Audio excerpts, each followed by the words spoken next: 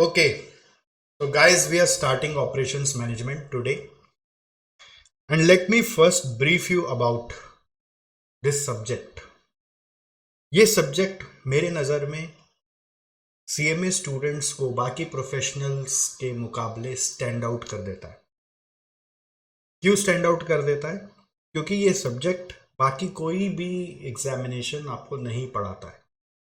हालांकि इसका छोटा छोटा पार्ट्स उनके वहाँ कोई कोई मास्टर्स में कोई कोई आ, दूसरे कोर्स में थोड़ा थोड़ा टच कर लेते हैं, बट जिस तरह से इंस्टीट्यूट आप लोग को पढ़ाता है बिकॉज ऑफ दिस पेपर, आपको कोई कोई भी आप जैसा नहीं मिलेगा। तो that's an added advantage in your knowledge bank कि आपको ये आता है, मतलब आप इसको किसी को भी शेयर कर सकते हो कि मेरे को ये चीज एक्स्ट्रा में मालूम है। अब इसमें और बातें सुनो आप। ऑपरेशन मैनेजमेंट में दो शब्द है, एक ऑपरेशंस और दूसरा है मैनेजमेंट। व्हेन आई से ऑपरेशंस, तो ऑपरेशंस का मतलब होता है डे टू डे, रोजाना एक्टिविटीज। ऑपरेशन का मतलब होता है डे टू डे एक्टिविटीज। अब इसको लेकर मैनेजमेंट का क्या बात आ गया? रिसेंट में क्या हुआ था, एक इंसिडेंट। मैं गुड़गांव गया था।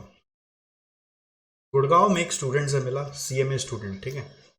फाइनल शायद वो दिया था, क्लियर नहीं हुआ था, मिलने आया था कि सर आगे कैसे पढ़े। तो मैं बोला चलो एक ही कंडीशन पे बताएंगे, क्योंकि आप गुड़गांव के रहने वाले हो तो मेरे को गुड़गांव घुमाओ, तो रास्ते में सब बताते चलेंगे। तो चलो सर।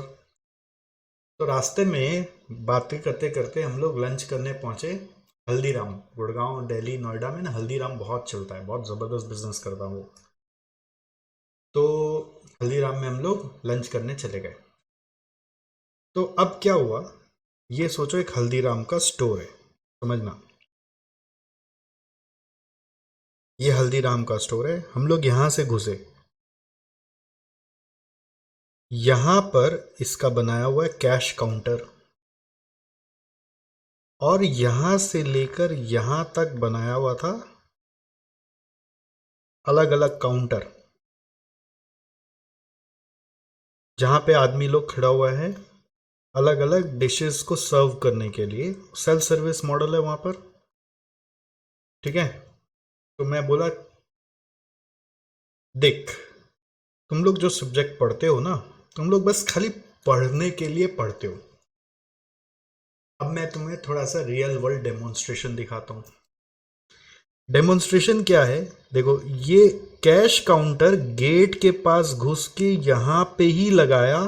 सोचो, यहां नहीं लगाया, यहां नहीं लगाया, इसके पीछे किसी ने कुछ तो सोचा होगा।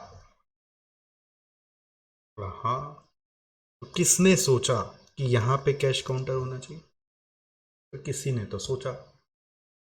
सेकंड, फिर यहीं पर सेल्फ सर्विस काउंटर होना चाहिए, वो यहां लगा नहीं कर यहां पे क्यों नहीं लगाया? कुछ तो रीजन होगा। हाँ, रीजन है, क्योंकि इसके पीछे और भी जगह है जिसको अपने किचन बोलते हैं, और ये फ्रंट में बैठने का बना दिया कि यहाँ पे बैठ बैठ के आदमी खाएगा।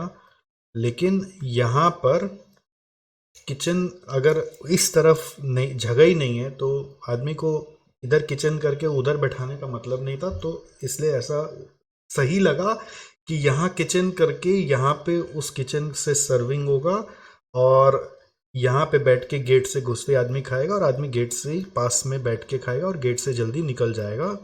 तो इन लोगों को निकलने का जल्दी नहीं है, इन लोगों को निकलने का जल्दी रहता है खा के।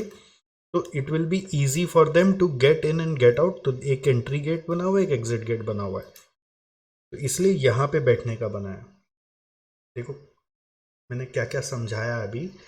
एक किचन पीछे में होगा, यहाँ पे सेल्फ सर्विस काउंटर होगा, यहाँ पे कैश काउंटर होगा, यहाँ पे सिटिंग स्पेस होगा। ये सोचना पड़ता है। इस सोचने का प्रोसेस को बोलते हैं लेआउट डिसाइड करना।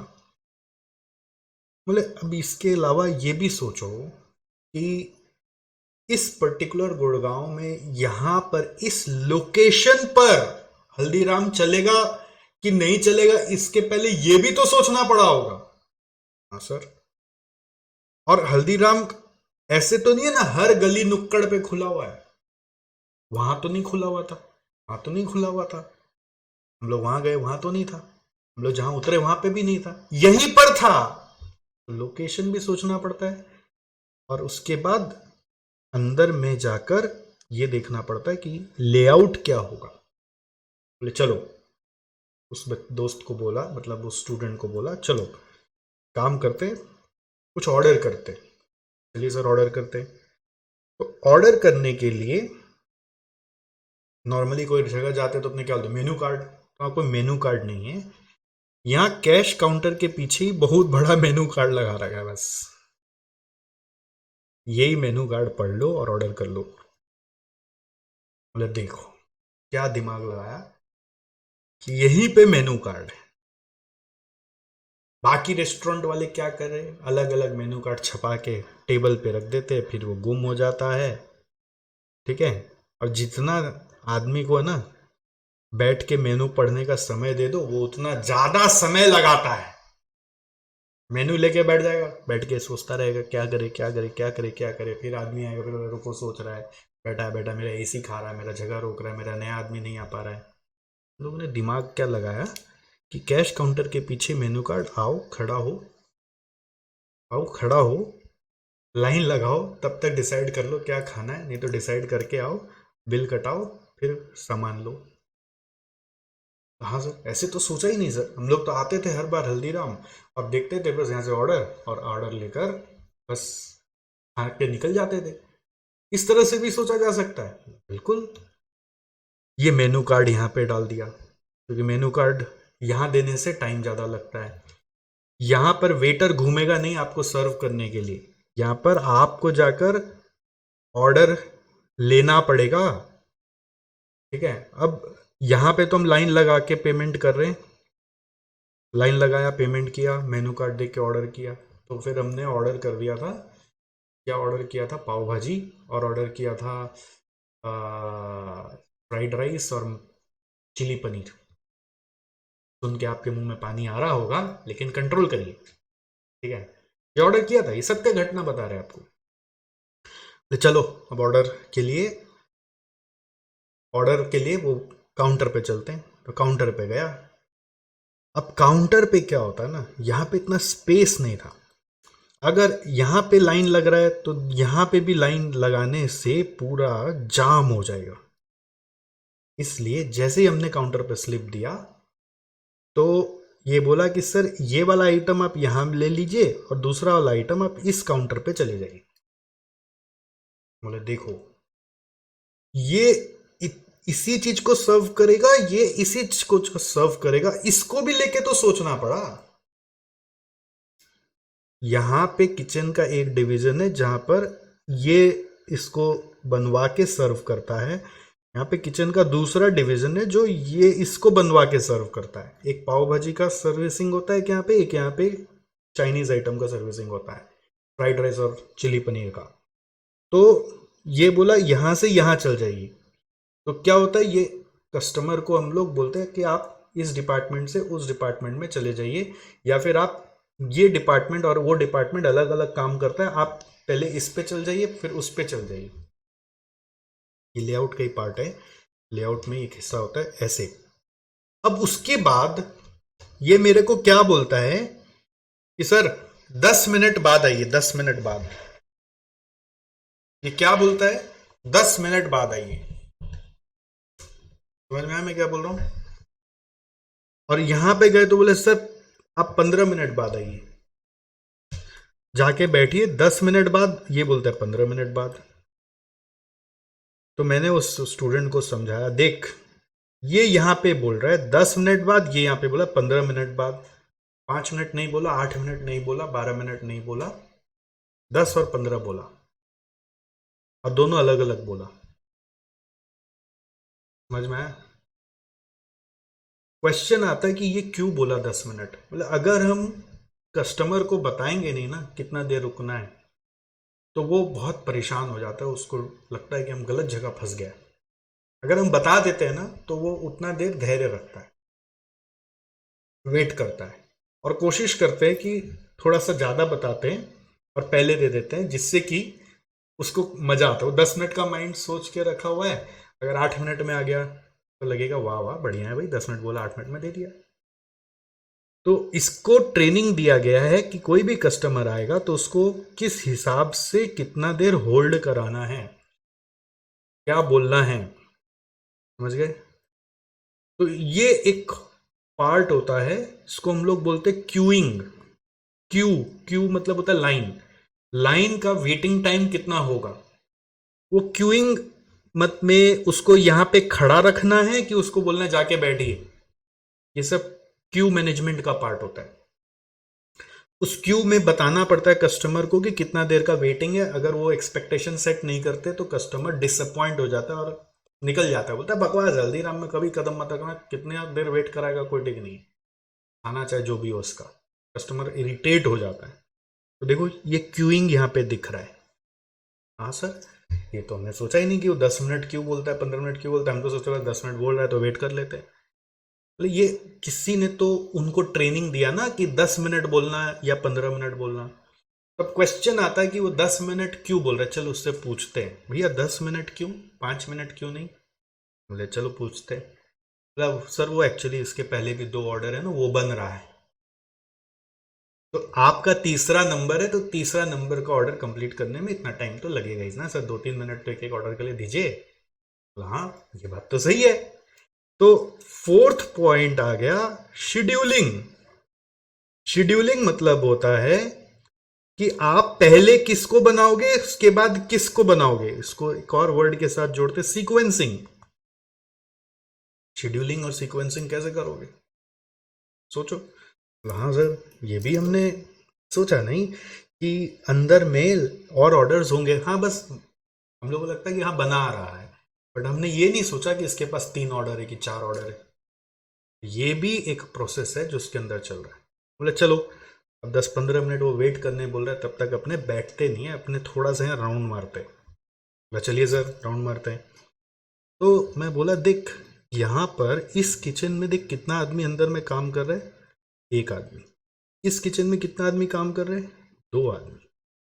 ये वाला भी एक और किचन बना हुआ है, इसमें कितना आदमी काम कर रहे हैं, 3 आदमी काम कर रहे हैं।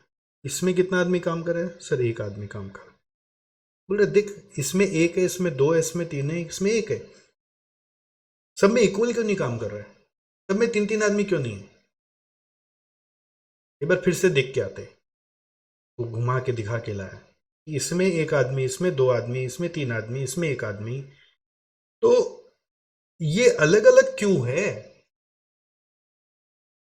सर मालूम नहीं। अरे मालूम नहीं मतलब कुछ तो इसके पीछे सोच होगा ना, कि यहाँ पे ऐसा अंदर में काम है कि 2 आदमी लगेगा, नहीं तो क्या होगा, ज्यादा अगर आदमी नहीं रखेंगे ना तो कस्टमर का वेटिंग और बढ़ जाएगा। यहाँ पे अंदर में ऐसा काम है कि 3 आदमी लगेगा, अगर नहीं रखेंगे तो कस्टमर का वेटिंग बढ़ जाएगा। हम लोगों को इस तरह से हर किचन की कैपेसिटी बनानी पड़ती कि सब इक्वल स्पीड पे काम करे ना, तब तो क्या होगा, हम लोग छोटा सा रेस्टोरेंट से ज्यादा कस्टमर को सर्व करके ज्यादा रेवेन्यू कमा पाओगे।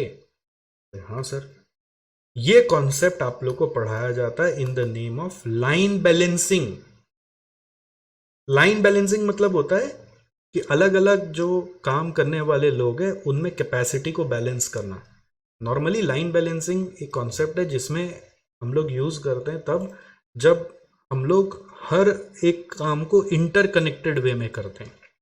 ये और ये और ये और ये मिलके, चारों मिलके एक काम जब होगा तो लाइन बैलेंसिंग आता है। अभी मैं आपको ऐसे ही बोल दिया कि लाइन बैलेंसिंग इसको बोलते हैं, बट लाइन बैलेंसिंग टेक्निकली इसको नहीं बोलते। टेक्निकली लाइन बैलेंसिंग किसको बोलते हैं, जब आपका सारा जन मिलके एक ही काम कर रहा है तो सबका स्पीड बराबर हो जाए। इसलिए अभी आप ऐसा भी सोच सकते हैं कि एक बार के लिए स्पीड बैलेंसिंग करने के लिए लाइन बैलेंसिंग टर्म मैंने यूज किया, स्पीड बैलेंसिंग वर्ड यूज करने के लिए। 6th नंबर, हम बोले सोचो हम लोग के आने के पहले ये लोग कितना सारा चीज पहले से खरीद के रखा हुआ है, चिली पनीर का रॉ मटेरियल, राइस का रॉ मटेरियल, पाव का रॉ मटेरियल, भाजी का रॉ मटेरियल। तो इसका मतलब इनको पहले से अंदाज था कि हम लोग आने वाले हैं। हाँ, ये तो हम भी सोचे नहीं। मतलब कुछ तो एक्सपीरियंस रहा होगा कि उसके हिसाब से ये लोग अपना पहले से तैयारी करके बैठे हुए हैं। अब हम आएंगे कि कोई और आएगा, कोई और आएगा, वो अलग अलग रूप में आएगा, बट उनको पता होता है कि कोई चीज का कितना रिक्वायरमेंट आ सकता है। हाँ सर, इसको अपने बोलते हैं फोरकास्टिंग। पहले से अंदाज लगाकर प्रिपरेशन करके बैठ जाते हैं, राइट। और ऐसे कई सारे और भी अंदर में चीजें चल रही है जिसका आपको अनुमान भी नहीं है। जैसे कि यहाँ पे देखो, किचन में मशीनरीज यूज कर रहे हैं आजकल, अलग अलग टाइप ऑफ चूल्हा है, अलग अलग टाइप ऑफ यूटेंसिल्स है। तो वो टाइमली उसका चेंजेस करना पड़ता है या मेंटेनेंस करना पड़ता है। खराब हो जाएगा वरना तो क्वालिटी ऑफ फूड बनेगा नहीं। कभी पंखा खराब हो सकता है, कभी एसी खराब हो सकता है, कभी एग्जॉस्ट खराब हो सकता है, कभी चिमनी खराब हो सकता है। इतना सारा चीज़ है। बोला, हाँ सर। तो उसके लिए मेंटेनेंस की पढ़ाई है। मेंटेनेंस करते वक्त ये भी सोचते हैं कि कुछ चीज़ को बदल दे तो और बेटर होगा, तो उसके लिए रिप्लेसमेंट की पढ़ाई है। फिर ये भी देखते रहते हैं यार, टाइम टू टाइम हम लोग ये जो आदमी रख रखे ये सब फांकीबाज आदमी हैं। फांकीबाज समझते हैं? जो आइडल ज़्यादा बैठना पसंद करता है, सरकारी आदमी। डोंट गेट ऑफेंडेड अगर आपके घर में कोई सरकारी आदमी है, बट एक बन चुका है ना, इसलिए पर्सनली मत लीजिएगा। आपके घर में नहीं होंगे, बट बाकी जगह हैं जो धीरे धीरे आना जल्दी जाना। एक गाना था ये करिश्मा कपूर का, धीरे से आना जल्दी जाना, जालिम है ये जिंदगी। तो मैंने ऐसे कुछ वर्करों को उस कैटेगरी में डाल दिया है जो ये सोचते धीरे धीरे काम करना और जल्दी जल्दी चले जाना। तो उसको भी तो मैनेज करना पड़ता है कि भाई क्या कर रहा है। उसके लिए देख, यहाँ पे ना एक छोटा सा केबिन बना हुआ है, उसमें बैठा हुआ एक आदमी सूट बूट पहन के। इसका काम क्या है पता है क्या? ये रात में हिसाब करता है, और जब जब हिसाब नहीं होता तब तक घूम घूम के देखता है कि भाई कौन भागीबाजी कर रहा है, खाली कौन बैठा है। तो कुछ न कुछ काम में उनको लगा दिया है, तो उनका प्रोडक्टिविटी मैनेजमेंट कर रहा है। Productivity management. मैंने आपको अभी 8-9 पॉइंट्स बताए। ऐसे और भी कई सारे चीजें हैं जिसको हम लोग अपने बिजनेस को प्रॉफिटेबली चलाने के लिए, स्मूथली चलाने के लिए यूज करते हैं। से और भी है, सारा चीज यहां नहीं बता। उन सबको यूज करना का एक होता है एक्सपीरियंस। एक होता है एक्सपीरियंस। आदमी जब धंधा खोलता है ना, तो वो ट्रायल एंड एरर कर करके यू नो सीख जाता है। गलतियों से सीखता है। समय लगता है उसका, शुरू में बिजनेस बहुत ठप चलता है, फिर धीरे धीरे उठता है। जिसको सीखना आ गया गलतियों से, वो सीख लेता है। लेकिन सोचो, एक बिजनेस जो खोला वो 20 साल में धक्का खा खा के सुधर के ठीक किया अपने आप को, और आप before opening the business in your academic life आप इस चीज को सीख ले रहे हो in the most scientific manner. ये ऐसे सिस्टम बना हुआ है, तो आप जब अप्लाई करोगे तो जो चीज बाकी लोग बिना पढ़े 20 साल में करेगा, आप जैसा इंसान 2 साल में, 1 साल में कर सकता है, डे 1 से कर सकता है। ये पॉसिबल है। ये पूरा पढ़ाई का जो गिफ्ट पैकेज है उसका नाम है ऑपरेशंस मैनेजमेंट। देखो, और कोई सब्जेक्ट ऐसा नहीं। फाइनेंस मैनेजमेंट क्या कहता है?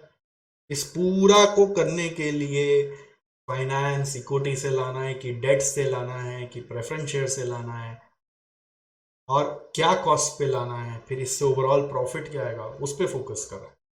कॉस्टिंग क्या चीज पे फोकस कर रहा है कि आप एक एक आइटम जो बना रहे हो, पाव भाजी, चिली पनीर, फ्राइड राइस, है ना, मुंह में पानी, पानी पी लो, अभी खाने मत जाओ, तो उसका कॉस्टिंग या प्राइसिंग कर रहा है। ऑपरेशंस मैनेजमेंट क्या कर रहा है? अरे, कस्टमर आने लगेगा, और कस्टमर जाएगा, तो इन बिटवीन जो प्रोसेस चल रहा है उसको और अच्छा करने के लिए जो थॉट प्रोसेस हो सकता है, जो टेक्निक्स हो सकता है, वो सारा का सारा साइंटिफिक वे में, साइंटिफिक मतलब कोई लेबोरेटरी केमिकल मिला के धुआं निकालना वैसा नहीं, साइंटिफिक मतलब most accurate way, the perfect way से अगर हम सीख लें, करें, तो हम लोगों के बिजनेस में ना कस्टमर सेटिस्फेक्शन बहुत अच्छा आएगा, और वो आएगा तो प्रॉफिट भी अच्छा आएगा। और उसके इस तरह से करना है कि मालिक को बैठ के सब चीज नहीं करवाना पड़े। नॉर्मली जो लोग ये पढ़ाई नहीं इम्प्लीमेंट करते हैं वहां पे देखना ज्यादातर मालिक दुकान में बैठा रहता है और वो बोलता है छोड़ो ये कर दो, चिंटो देख तो बाबू आया उनको ये देना, तो अरे वो देख तो टेबल नंबर इस पे क्या मेनू नहीं दिया अभी तक, मेनू दे, पानी दे वहां पर। तो छोटू भागता रह जाता है, समझ नहीं पाता भाई करना क्या है यहाँ पर, वो भागते भागते अपना दिन बिता रहे। तो हल्दीराम स्टोर में मैंने उस स्टूडेंट को लास्ट क्वेश्चन पूछा, इंटरेस्टिंग चीज़ देखो, हल्दीराम का जो मालिक है, कभी गूगल करके पढ़ना उनके बारे में, क्या वो स्टोर में बैठा हुआ है? और तुम्हारे तो गुड़गांव में, एनसीआर में, नॉर्दर्न कैपिटल रीजन बोलते हैं उसको, इतना सारा हल्दीराम है, कहीं पे भी तुम हल्दीराम का मालिक को देखोगे? तो बिना मालिक के पूरा एक एक आउटलेट चल रहा है, तो इसके पीछे कुछ पढ़ाई यूज हो रही है। वो पढ़ाई सरप्राइजिंगली सिर्फ सीएमए स्टूडेंट्स को कराया जाता है। इसका नाम है ऑपरेशंस मैनेजमेंट। यही पढ़ाई जब आप फाइनल में आओगे, इंटर में तो ऑपरेशन मैनेजमेंट बोल के पढ़ रहे हो, यही पढ़ाई जब फाइनल में आते हो तो ये कॉस्ट के साथ मिक्स हो जाता है। जो आप लोग अभी कॉस्टिंग पढ़ते हो ना, दोनों का एडवांस लेवल मिलाकर आपका फाइनल में एक सब्जेक्ट बनाया है स्ट्रेटेजिक कॉस्ट मैनेजमेंट। फाइनल में ना कॉस्ट अकाउंटिंग सब्जेक्ट नहीं है, फाइनल में कॉस्ट अकाउंटिंग नहीं है, सब्जेक्ट का नाम है स्ट्रेटेजिक कॉस्ट मैनेजमेंट। और उस स्ट्रेटेजिक कॉस्ट मैनेजमेंट में ओएम और कॉस्ट का एडवांस वर्जन घुसा दिया है। तो हमको तो अभी फाइनल में जाना नहीं है, हम लोग अभी इसमें तो दिमाग लगा नहीं रहे, हम लोग कॉस्ट अकाउंटिंग अपना कॉस्ट सब्जेक्ट में पढ़ चुके हैं, अब हम लोग ओएम में जा रहे हैं, राइट। तो आपको ये बताने का मकसद क्या था? ये बताने का मकसद ये था कि आप इसमें इंटरेस्ट लें, पहला चीज, कि बिना इंटरेस्ट के कोई भी पढ़ाई किया हुआ का कोई वैल्यू ही नहीं, वो पढ़ाई यूजलेस पढ़ाई है। हम आपको ये कोर्स कराकर रियल वर्ल्ड में भेजने वाले हैं। ये खत्म होगा ना डिग्री, उसके बाद आप रियल वर्ल्ड में कदम रखोगे, इंटर के बाद तो इंटर्नशिप के बहाने, और फाइनल के बाद जिंदगी काटना उसी में। तो वहां पर वो सब चीज को ही करने के लिए आपको रखा जाता है। अब आपको वो चीज समझ में नहीं आता तो क्या होगा? कुछ नहीं होगा, आपकी वैल्यू बाकियों से भी गई बित्ती हो जाएगी, मतलब बाकियों जैसी हो जाएगी जो ये कोर्स नहीं पढ़ते हैं, राइट। तो आप उस इंटरेस्ट को जनरेट करो। अब से जब कभी भी इस तरह से कोई छोटा सा आउटलेट में जाने का मौका मिले, कोई स्टोर में जाने का मौका मिले, तो ये छोटा छोटा चीज को ऑब्जर्व करो, कनेक्ट करो कि कौन सी पढ़ाई यहाँ पे लागू हो रही है। हाँ, जिस तरह से आप पढ़े हो वो वैसे नहीं लगाते, वो अपने हिसाब से तोड़ मोड़ के लगाते हैं, वो अलग बात है, बट लागू कौन सी हो रही है उसको कनेक्ट करो। इससे क्या होता है, पढ़ाई इंटरेस्टिंग हो जाता है, तो पढ़ाई के लिए स्पेशल एफर्ट नहीं लगता, पढ़ाई पार्ट ऑफ योर लाइफ हो जाता है, राइट। और एग्जाम पास तो हम करा ही देंगे आपको by just following what I am doing.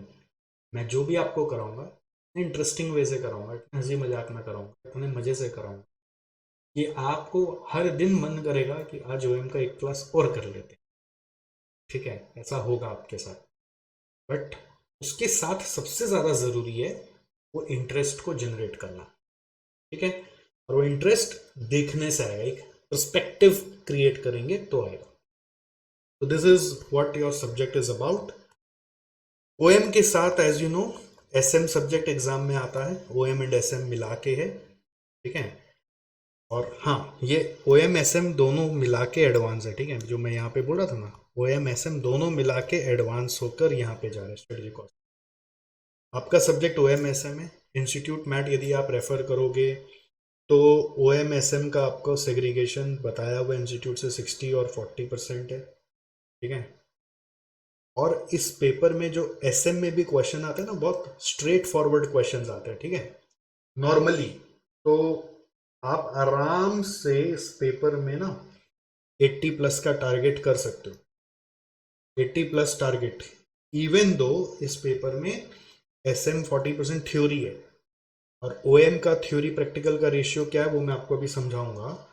OM में normally I will say 30% theory है, 70% प्रैक्टिकल है, 30-70 है, ये थ्योरी है, ये प्रैक्टिकल है। तो ये थ्योरी और ये थ्योरी बहुत स्ट्रेट फॉरवर्ड आता है, तो बच्चा लोग 80 प्लस ले आता है, 80 प्लस ले आता है। तो आपको एम 80 का करना है, एम इससे नीचे का मत करिएगा। एम 80 का करेंगे तो 60 आएगा, 70 आएगा। एम ही अगर बना लेंगे 40 50 60 का तो फिर उससे नीचे ही आएगा। तो एम हमेशा बिग करोगे, तो 80 प्लस का एम है। अपनी कॉपी में लिख दीजिए फ्रंट पेज में, my aim is 80 plus in this subject. ये लिख के जब पढ़ोगे ना तो पढ़ने का अपने आप जज्बा ज़्यादा हो जाता है, क्योंकि आपने 80 प्लस को टारगेट किया तो आप किसी भी चीज़ पे कॉम्प्रोमाइज़ नहीं करते हो। OM में जैसा कि आप देख रहे हैं 7 चैप्टर है, ठीक है, और SM में 4 चैप्टर है। एग्जाम में OM और SM एग्जाम पेपर में ना 2 पार्ट में लिख के आता है, सेक्शन ए, सेक्शन बी, ठीक। लेकिन आंसर जो लिखना होता है वो एक ही आंसर स्क्रिप्ट में लिखना होता है, आंसर स्क्रिप्ट 2 नहीं होती है। सेक्शन ए अलग आएगा, सेक्शन बी अलग आएगा, ध्यान देना होगा। और एग्जाम में आंसर करने के समय आप जंबल करके भी आंसर कर सकते हैं कि हम पहले सेक्शन बी का करें फिर सेक्शन ए का करें, ऐसा भी कर सकते हैं। एक क्वेश्चन सेक्शन बी का, एक क्वेश्चन सेक्शन ए का भी कर सकते हैं। तो जो भी करो ठीक से मेंशन करके करना एग्जाम में, जिससे कि चेक करने वाला कंफ्यूज नहीं हो जाए, ठीक है। तो आई थिंक ये एक एग्जाम और सब्जेक्ट के हिसाब से एक इंट्रोडक्शन काफ़ी हुआ। अभी क्या है पढ़ने का सिस्टम में, जैसे यहाँ पे आप देखो एक एक चैप्टर है, उसमें इंट्रोडक्शन आपको दिखा रहे हैं, तो ये पूरा थ्योरी है, दिस इज फुल थ्योरी। और यहाँ से प्रैक्टिकल थ्योरी सब मिक्स हो रहा है।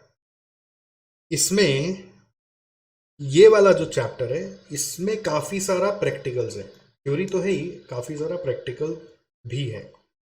तो इसमें जैसे एक एक यूनिट दिख रहा है ना आपको, ये डिमांड फोरकास्टिंग, कैपेसिटी प्लानिंग, तो एक एक यूनिट करके पढ़ना पड़ेगा। आप एक साथ नहीं बोलेंगे कि हम चैप्टर 2 पढ़ रहे हैं, हम लोग यूनिट वाइज पढ़ेंगे। फोरकास्टिंग पहले पढ़ेंगे, कैपेसिटी प्लानिंग पढ़ेंगे, लोकेशन लेआउट मैंने आपको पढ़ाया, रिसोर्स एग्रीगेट प्लानिंग। सो मैं ये कह रहा था कि ऑपरेशंस प्लानिंग में आप जैसे ये देख रहे हो, ये सब यूनिट्स हैं छोटे छोटे, और ये यूनिट्स आप अलग अलग पढ़ोगे, ठीक है। You will be reading with me separately. ये अलग यूनिट है, ये अलग यूनिट है, ये अलग यूनिट है। इसमें कुछ थ्योरी भी है, कुछ प्रैक्टिकल भी है, ओके। ये ज़्यादातर प्रैक्टिकल वाला मॉड्यूल है, मॉड्यूल 2 इज ज़्यादा प्रैक्टिकल, मॉड्यूल 3 पूरा थ्योरी है, this is full theory. Module 4 पूरा प्रैक्टिकल प्रैक्टिकल के ऊपर है, इसमें पूरा प्रैक्टिकल है। कुछ कुछ नाम आपको मैंने दिखाया था अभी, क्यूइंग है, लाइन बैलेंसिंग है, शेड्यूलिंग है, कुछ कुछ आपको भी बताया है, सारा नहीं बताया है, क्योंकि एक छोटे से हल्दीराम के आउटलेट में सब कुछ नहीं बताया जा सकता था। उसको अलग अलग सिनेरियोज में कुछ चीज़ें लागू हैं, कुछ चीज़ें वहाँ लागू नहीं थी, तो उसी के हिसाब से आपको बताया। तो इसमें छोटे छोटे यूनिट्स में कुछ एक दो थ्योरी भी हैं, बाकी ज़्यादातर इसमें भी प्रैक्टिकल है, मोस्टली प्रैक्टिकल इसमें मिलेंगे आपको। फिर प्रोडक्टिविटी एंड क्वालिटी मैनेजमेंट, ये थ्योरी है, मैंने प्रोडक्टिविटी आपको बताया था, याद हो आपको, तो ये वाला पार्ट खाली प्रैक्टिकल है। इसमें प्रोडक्टिविटी इंडेक्स ये प्रैक्टिकल है और बाकी सब इसमें थ्योरी है। फिर प्रोजेक्ट मैनेजमेंट मैंने आपको नहीं बताया था, बट ये मैं आपको कराऊंगा, इसमें ये सारा प्रैक्टिकल है और थोड़ा सा यहाँ पे थ्योरी है। मतलब प्रैक्टिकल एक्चुअली ये वाला है, ये दोनों, और बाकी सब थ्योरी है। ऐसे आपको आइडिया दे रहा हूँ, ये थ्योरी प्रैक्टिकल एक आइडिया आपको लग जाए, आप अपने इंस्टीट्यूट मैट में भी मार्क करके रख सकते हो। ये यहाँ पर प्रैक्टिकल सारा ज़्यादा है, ये ज़्यादा प्रैक्टिकल है। तो एक तरह से मैंने आपको एक रेशियो समझाया था ना कि कुछ आपके थ्योरी पोर्शंस ओएम में भी है, तो वो थ्योरी आपको सीखने पड़ेंगे मेरे साथ। वो मैं आपको थ्योरी जो भी है वो सिलेबस के एंड में कराऊंगा। जितना थ्योरी है सारा एक साथ कराऊंगा और सिलेबस के एंड में कराऊंगा, जिससे आप एक ही बार में थ्योरी रिटेन भी कर पाएँ और समझ भी पाएँ। समझाऊंगा और थोड़ा रिटेन में हेल्प करूंगा आपको। जितना लास्ट में पढ़ोगे उतना ज़्यादा माइंड में रहेगा। अभी थ्योरी पढ़ोगे तो धीरे धीरे भूल जाओगे। अभी हम लोग प्रैक्टिकल ओरिएंटेड पढ़ाई करेंगे, सारा प्रैक्टिकल हम लोग खत्म करेंगे। जैसे ये प्रैक्टिकल, ये प्रैक्टिकल, ये प्रैक्टिकल और ये प्रैक्टिकल है, ये इसमें जितना भी प्रैक्टिकल है वो सारा पहले पढ़ेंगे, फिर लास्ट में एक साथ बैठ के सारा थ्योरी खत्म कर देंगे। ठीक है, तो this will be my approach of teaching. अभी हम लोग प्रैक्टिकल पोर्शन से स्टार्ट करेंगे। आज हम समय वेस्ट किए बिना फर्स्ट यूनिट यानी डिमांड फोरकास्टिंग से स्टार्ट करना चाहते हैं। ठीक है, तो लेट्स स्टार्ट डिमांड फोरकास्टिंग। चलिए, अभी सर नोट्स कुछ लिखना है? कुछ लिखना नहीं, nothing you have to write. खाली हेडिंग दे दीजिए ऑपरेशंस मैनेजमेंट, ऑपरेशंस और मैनेजमेंट ऐसे लिख दीजिए बस। Management is about using scientific methods to manage day-to-day activities. बस using scientific methods to manage day-to-day activities. Operation management का एक गोल होता है, इससे अल्टीमेटली कस्टमर सेटिस्फेक्शन होना चाहिए। कस्टमर सेटिस्फेक्शन ये अचीव करना है हम लोगों को, and that too it should be achieved at least cost. आपका बहुत पैसा नहीं लगे, कस्टमर भी खुश और पैसे भी बचे, कस्टमर भी खुश और पैसे भी बचे। अल्टीमेट गोल यही है, कस्टमर भी खुश हो जाए और पैसे भी बचे। तो उसके लिए कितना तरीका हमने खोजा, वो सब के ऊपर हम लोग बात कर रहे हैं, अलग अलग चैप्टर्स में जा जाकर। ठीक है, अब एक चीज़ ये भी बता देते हैं, this is not the end. मतलब ऑपरेशन मैनेजमेंट इतना ही है ऐसा नहीं। आपको मालूम है ऑपरेशन मैनेजमेंट का जो भी पढ़ाई है ये सिर्फ एमबीए वाले कराते हैं। एमबीए वाले मास्टर्स इन बिजनेस एडमिनिस्ट्रेशन जो पढ़ाई होता है, चाहे कोई आईआईएम से करे या कहीं से भी करे, उन लोगों के सेमेस्टर में ऑपरेशंस मैनेजमेंट उनको सिखाया जाता है। और सी वालों को भी नहीं कराया जाता, सीएस में भी नहीं कराया जाता, सिर्फ एमबीए को कराया जाता है। तो आपका औधा देखो कहाँ पे ले गया इंस्टीट्यूट ये सब्जेक्ट पढ़ाकर। तो इंटरेस्ट लेके पढ़ो। इंटरेस्ट कैसे लेना है उसके लिए हल्दीराम का एग्जाम्पल दिया। अब हर जगह वहाँ ऑब्जर्व करने का कोशिश करो कि क्या क्या चीज़ क्या लागू हो रहा है, क्या वो छोटा छोटा चीज़ कर रहा है, वो ऑब्जर्व करोगे तो आपको लर्निंग जल्दी आएगा, इंटरेस्ट आएगा। और बाकी मेरे साथ जैसा मैं गाइड करते चलूँ वैसा फॉलो करो। कॉपी में फ्रंट पेज में जरूर लिख देना कहीं जाकर, my aim in this subject, my aim in this subject is 80+, ये जरूर लिख देना। ये बहुत ज़रूरी है, क्योंकि ये आपका लिखा रहने से कहीं ना कहीं आपने डिक्लेयर कर दिया है अपने इष्ट को, अपने ईश्वर को, अपने भगवान को कि भाई मेरे को ये दिलवाना आपका काम है। मेरा aim in this subject is 80+, ये लिख देने से अब भगवान का काम है कि आपको वो सारा रिसोर्सेज, वो सारा इंटरेस्ट, वो सारा शक्ति प्रदान करे जिससे कि आपका 80+ आ जाए। ये लिखना है, हर सब्जेक्ट में ऐसे लिख दिया करो कि मेरा इस सब्जेक्ट में ये टारगेट है, और ये पेपर में आया कि नहीं आया वो हम लोग को चेक करना है। और आएगा, आप मेरे साथ चलोगे आएगा, गारंटी। कैसे आएगा वो सब धीरे धीरे सिखा देंगे। अभी फर्स्ट डे से कोई मेरे पास ताबीज़ नहीं है या कोई जड़ी बूटी नहीं है कि आपका बस 80+ आ जाएगा। मेहनत करके आएगा, बस आप मेरे साथ चलते रहो, गाड़ी पकड़ के काम हो जाएगा। चलो, आज हम लोग चैप्टर 2 जो आपका इंस्टीट्यूट मैट में है उसका यूनिट 1 पढ़ रहे हैं। उसका वन ऑफ द यूनिट है जिसका नाम है डिमांड फोरकास्टिंग, या फ्रेश पेज में हेडिंग देकर लिखो, फ्रेश पेज में हेडिंग दे दो इसका, demand forecasting. Demand forecasting, copy में आ जाओ और फ्रेश पेज में इसको लिखकर स्टार्ट हो जाओ। Demand forecasting.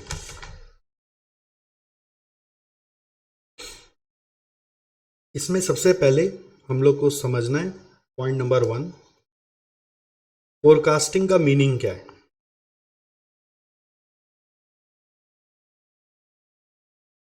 फोरकास्टिंग का मीनिंग आप लिखिए, to predict an uncertain future.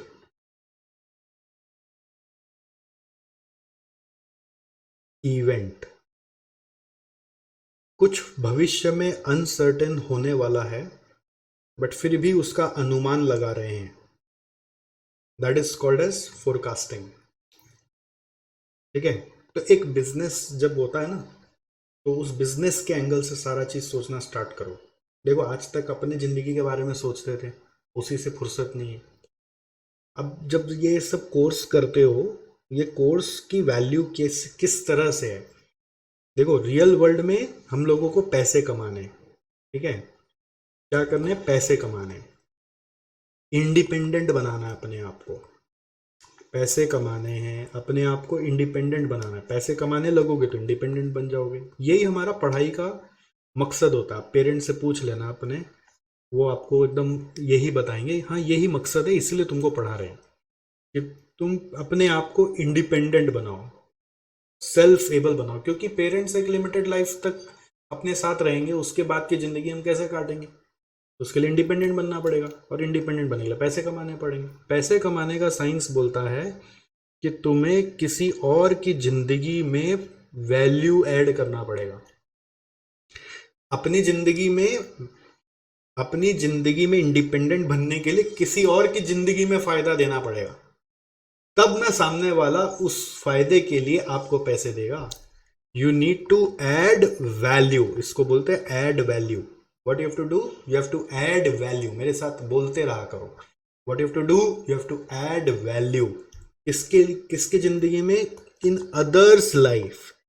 अब क्या तो इंसान की जिंदगी में वैल्यू ऐड करो, ठीक है, या फिर आप कंपनी की जिंदगी में, अदर्स लाइफ मतलब कोई इंसान या फिर कंपनी, ठीक है, कंपनी की जिंदगी में वैल्यू ऐड करो या ह्यूमन की जिंदगी में वैल्यू ऐड करो। एक कंपनी भी इनडायरेक्टली किसी इंसान की जिंदगी में ही वैल्यू ऐड कर रहा है, डायरेक्ट नहीं, इनडायरेक्टली आप एक कंपनी के माध्यम से भी किसी इंसान की जिंदगी में वैल्यू ऐड करते हो। बस कंपनी क्या होता है, बहुत सारों के जिंदगी में वैल्यू ऐड करता है। जैसे मैं एक सिंपल एग्जांपल देता हूं, आपको पैसे कमाने तो आप ट्यूशन पढ़ा सकते हो, ठीक है, पैसे कमाने तो आप क्या कर सकते हो? ट्यूशन पढ़ा सकते हो। तो किसी एक इंसान की जिंदगी में वैल्यू ऐड किया तो आपको पैसे मिलेंगे। अब दूसरा उपाय ये हो सकता है कि आपको स्कूल में पढ़ा सकते हो। अब स्कूल में जाने का मतलब क्या है? वो एक कंपनी हो गया। उसमें जाने से आप बहुत सारों की जिंदगी में परिवर्तन ला सकते हो। वहां पर जाकर बहुत सारे बच्चों को एक साथ पढ़ा सकते हो। तो आप अगर ज्यादा जिंदगी में इम्पैक्ट क्रिएट करना चाहते हो तो इसके माध्यम से जाना पड़ेगा। 1-to-1 एक लिमिटेड ही हम लोग वैल्यू ऐड कर पाएंगे। तो अब ये कंपनी जब इतने सारे लोगों की जिंदगी में वैल्यू ऐड करने का मिशन ले रखा है या विजन ले रखा है, तो इस कंपनी की जिंदगी में भी बहुत सारा टेंशन है, ठीक है। उस टेंशन में ही कॉस्ट मैनेजमेंट आ गया, उस टेंशन में ही फाइनेंशियल मैनेजमेंट आ गया, उस टेंशन में ह्यूमन रिसोर्स मैनेजमेंट आ गया, उस टेंशन में मार्केटिंग आ गया, उस टेंशन में ऑपरेशंस मैनेजमेंट भी आ गया। समझ में आया? तो आपको इनकी जिंदगी में वैल्यू ऐड करना सीखना है। तो इसीलिए मतलब हम कॉस्ट अकाउंटेंट, चार्टर्ड अकाउंटेंट्स, ये सब की वैल्यू किस लिए है कि हम कंपनीज को बहुत ज्यादा हेल्प कर सकते हैं। इसलिए हम लोग को कॉर्पोरेट्स लाइन लगा के हायर करता है, ले लो इसको, ले लो ले लो ले लो, ठीक है। हम एक इंडिविजुअल इंसान की जिंदगी में उतना वैल्यू ऐड नहीं कर सकते जितना हम कंपनी की जिंदगी में वैल्यू ऐड कर सकते हैं। तो ये मैं इसलिए बोल रहा हूं कि आपका जो फ्यूचर बनेगा वो तभी बनेगा जब आप किसी कंपनी का प्रॉब्लम सॉल्व करोगे। तो अब से हर मामला को, हर चीज को अपनी जिंदगी पे लेना भूल कर कंपनी की जिंदगी पे लेना सीखो, क्योंकि वही आपको आपका भविष्य बना के देगा। एक कंपनी ही आपको पैसे देगा जिससे आप अपना गोल अचीव कर पाओगे। तो अपने दिमाग में कंपनी को बैठाना सीखो। अपने दिमाग में कंपनी को बैठाना सीखो। किसको बैठाना सीखोगे? एक कंपनी को बैठाना सीखोगे। अभी तक क्या चलता था? अपने दिमाग में अपने आप के बारे में सोचते थे। तो थोड़ा सा अपने माइंड को चेंज करो, कंपनी के बारे में सोचना स्टार्ट करो, क्योंकि उसका दर्द नहीं समझोगे, उसकी जिंदगी में वैल्यू ऐड नहीं करोगे, तो आप कैसे अपनी गोल को अचीव करोगे? क्योंकि वो पैसे देगा नहीं, पैसे देगा नहीं तो आपका गोल अचीव होगा नहीं। कंपनी का दर्द को समझना स्टार्ट करो। इसलिए जब कभी भी हम कोई भी बात करते हैं, जैसे कि फोरकास्टिंग, तो अपने जिंदगी के बारे में एक सोचा ठीक, बट उससे पैसे नहीं मिलेंगे। पैसे कब मिलेंगे? जब आप किसी और की जिंदगी के बारे में सोचोगे। तो आपको ये सोचना है कि कंपनी के लिए ऐसा क्या अनसर्टेन इवेंट हो सकता है जिसको उसको प्रेडिक्ट करना चाहिए।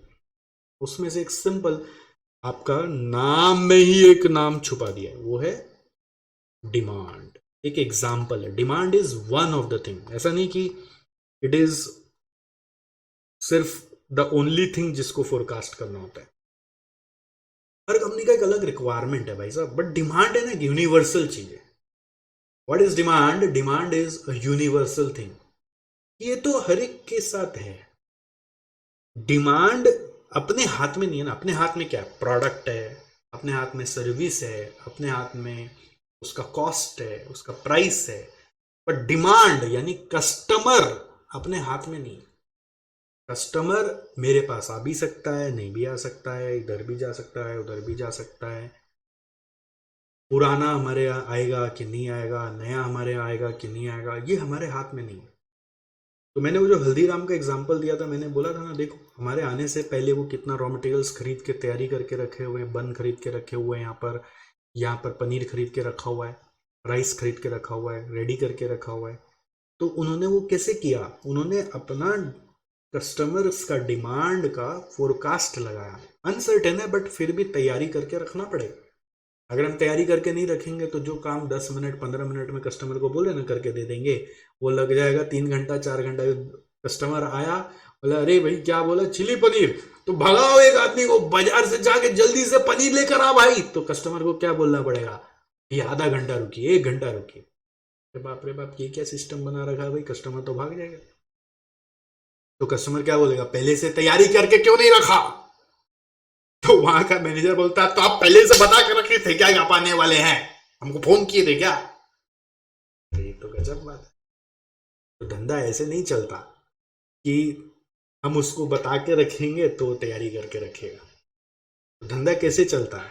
धंधा ऐसे चलता है कि बिजनेसमैन, कंपनी पहले से फोरकास्ट करता है। जो चीज मालूम नहीं है फिर भी अंदाजा लगाता है। उस अंदाजा लगाने का प्रोसेस है, उसमें हम 100% सक्सेसफुल नहीं भी होते हैं। बहुत बार होता है ना, आप जाएंगे ना, अभी उस हल्दीराम में एक बार और गए थे, तो बोले भैया सैंडविच होगा? बोले भैया सैंडविच होगा, लेकिन है ना सैंडविच के साथ जो चिप्स देते वो नहीं होगा, इसलिए आप बोलेंगे फिर चिप्स नहीं दिया, इसलिए सैंडविच मत लीजिए, कोई प्रॉब्लम नहीं है। फिर बोला राज कचौड़ी होगा? राज कचौड़ी तो होगा लेकिन उसका दही नहीं होगा, तो इसलिए आप राज कचौड़ी मत लीजिए। तो इसका मतलब क्या है? इसका मतलब ये है कि विचारों का कभी कभी फोरकास्ट फेल कर जाता है, तो कुछ कस्टमर लौट जाता है, कोई बात नहीं, कुछ ही लौटे, सारे नहीं लौटे। अभी बीच में मैं राजस्थान गया था, एक रिजॉर्ट में रुका। रिजॉर्ट वगैरह में अपने इसलिए रुकते हैं कि भाई वहाँ पे दूर दराज में वो लोग रिजॉर्ट खोलते हैं, और वहाँ पे ना जो फिर साधन चाहिए सब मिलता है, मतलब जो खाने का मन करे वो मिलता है। तो वहाँ पे मेरे बच्चे को मन किया पापा नूडल्स खाना है, तो मैं फ़ोन किया भाई भैया नूडल्स मिलेगा? तो ना नहीं बोलता अगला, वो भी सिखाया जाता है। कहाँ सर मिलेगा, लेकिन 45 मिनट का टाइम चाहिए। बोले 45 मिनट नूडल्स बनाने में? प्लस सर एक्चुअली नूडल्स है ना स्टॉक में नहीं है, तो आदमी भेजेंगे लेके आएगा नियरेस्ट स्टोर से, आधा घंटा वहां लगेगा, 15 मिनट बनाने में लगेगा। हम बोले कैंसिल करो, पानी भेज दो, पानी पानी तो होगा। हाँ सर पानी, पानी भेज दो। ठीक है। तो पॉइंट ये है कि अगर आप कस्टमर को इतना वेट कराओगे तो लास्ट में मन में क्या आता है पता है, अगली बार ये जगह आएंगे ना तो कहीं भी रुकेंगे, इसमें नहीं रुकेंगे। समझ में आ रहा है?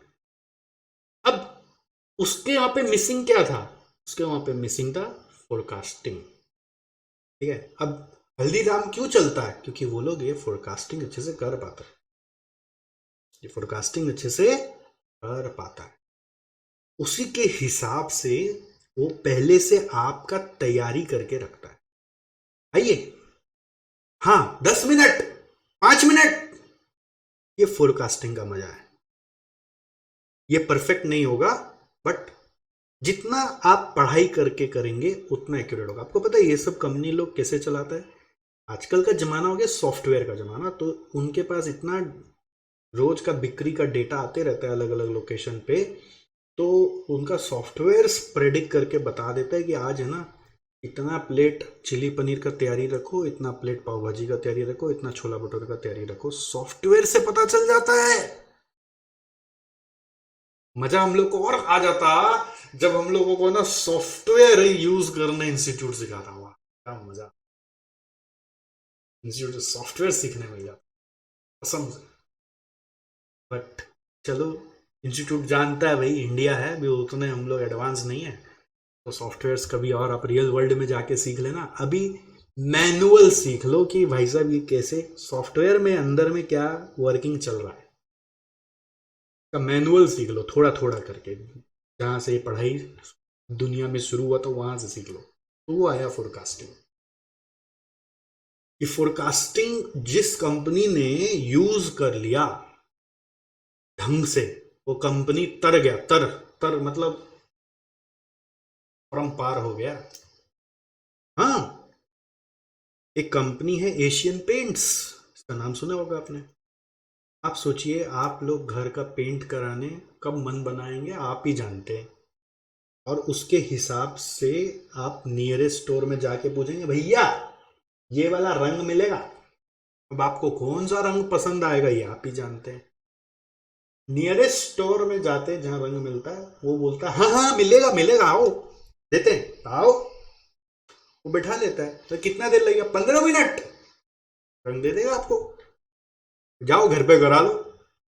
अब सोचो वो जो स्टोर है वो तो एक रिटेलर है, उसके पीछे डिस्ट्रीब्यूटर है, उसके पीछे फैक्ट्री है, तो फैक्ट्री लेवल पे प्रोडक्शन कितना होना है, it is totally dependent on what the sale will happen. Otherwise मैं अननेसेसरी प्रोड्यूस करके रखूंगा तो मेरा तो कैपिटल ब्लॉक हो जाएगा।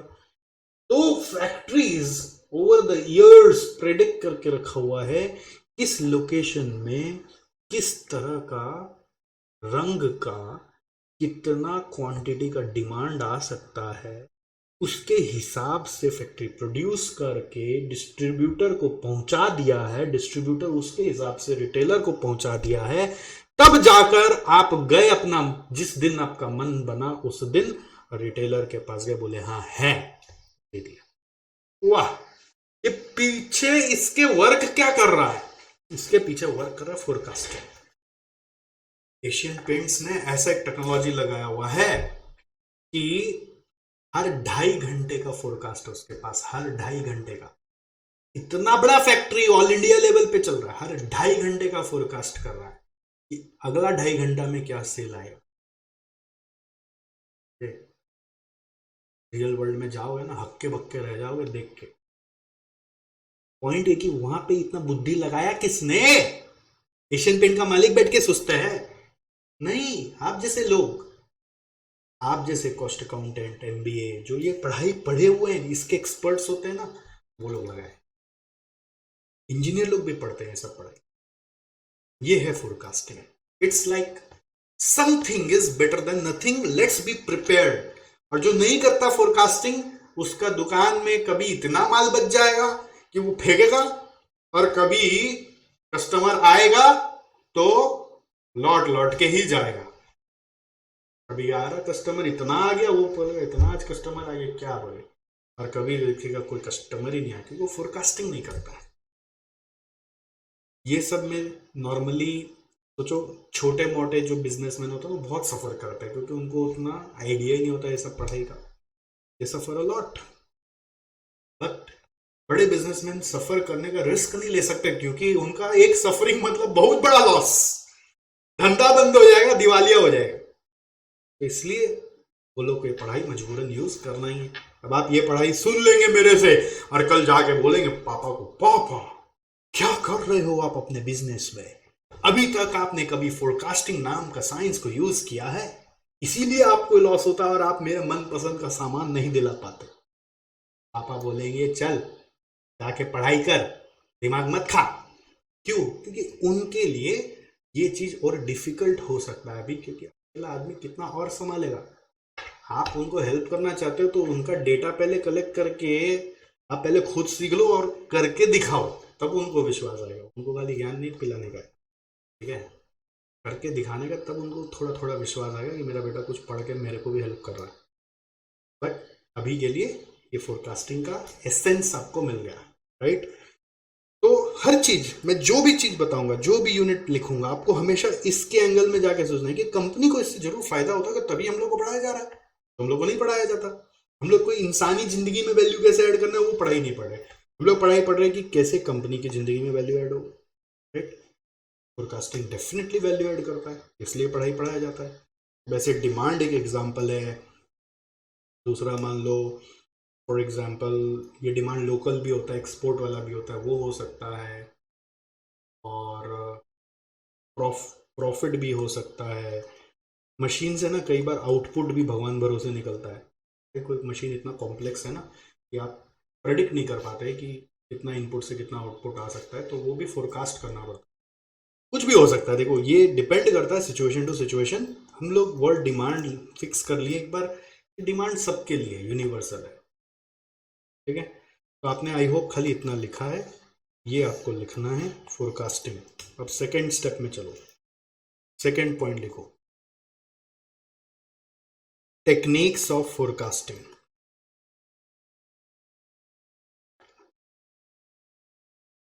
टेक्निक्स ऑफ फोरकास्टिंग, फोरकास्टिंग कैसे करेंगे? तो इसमें दो पार्ट निकालो। पहला पार्ट लिखो क्वालिटेटिव, दूसरा पार्ट लिखो आप क्वांटिटेटिव। क्वालिटेटिव और क्वांटिटेटिव।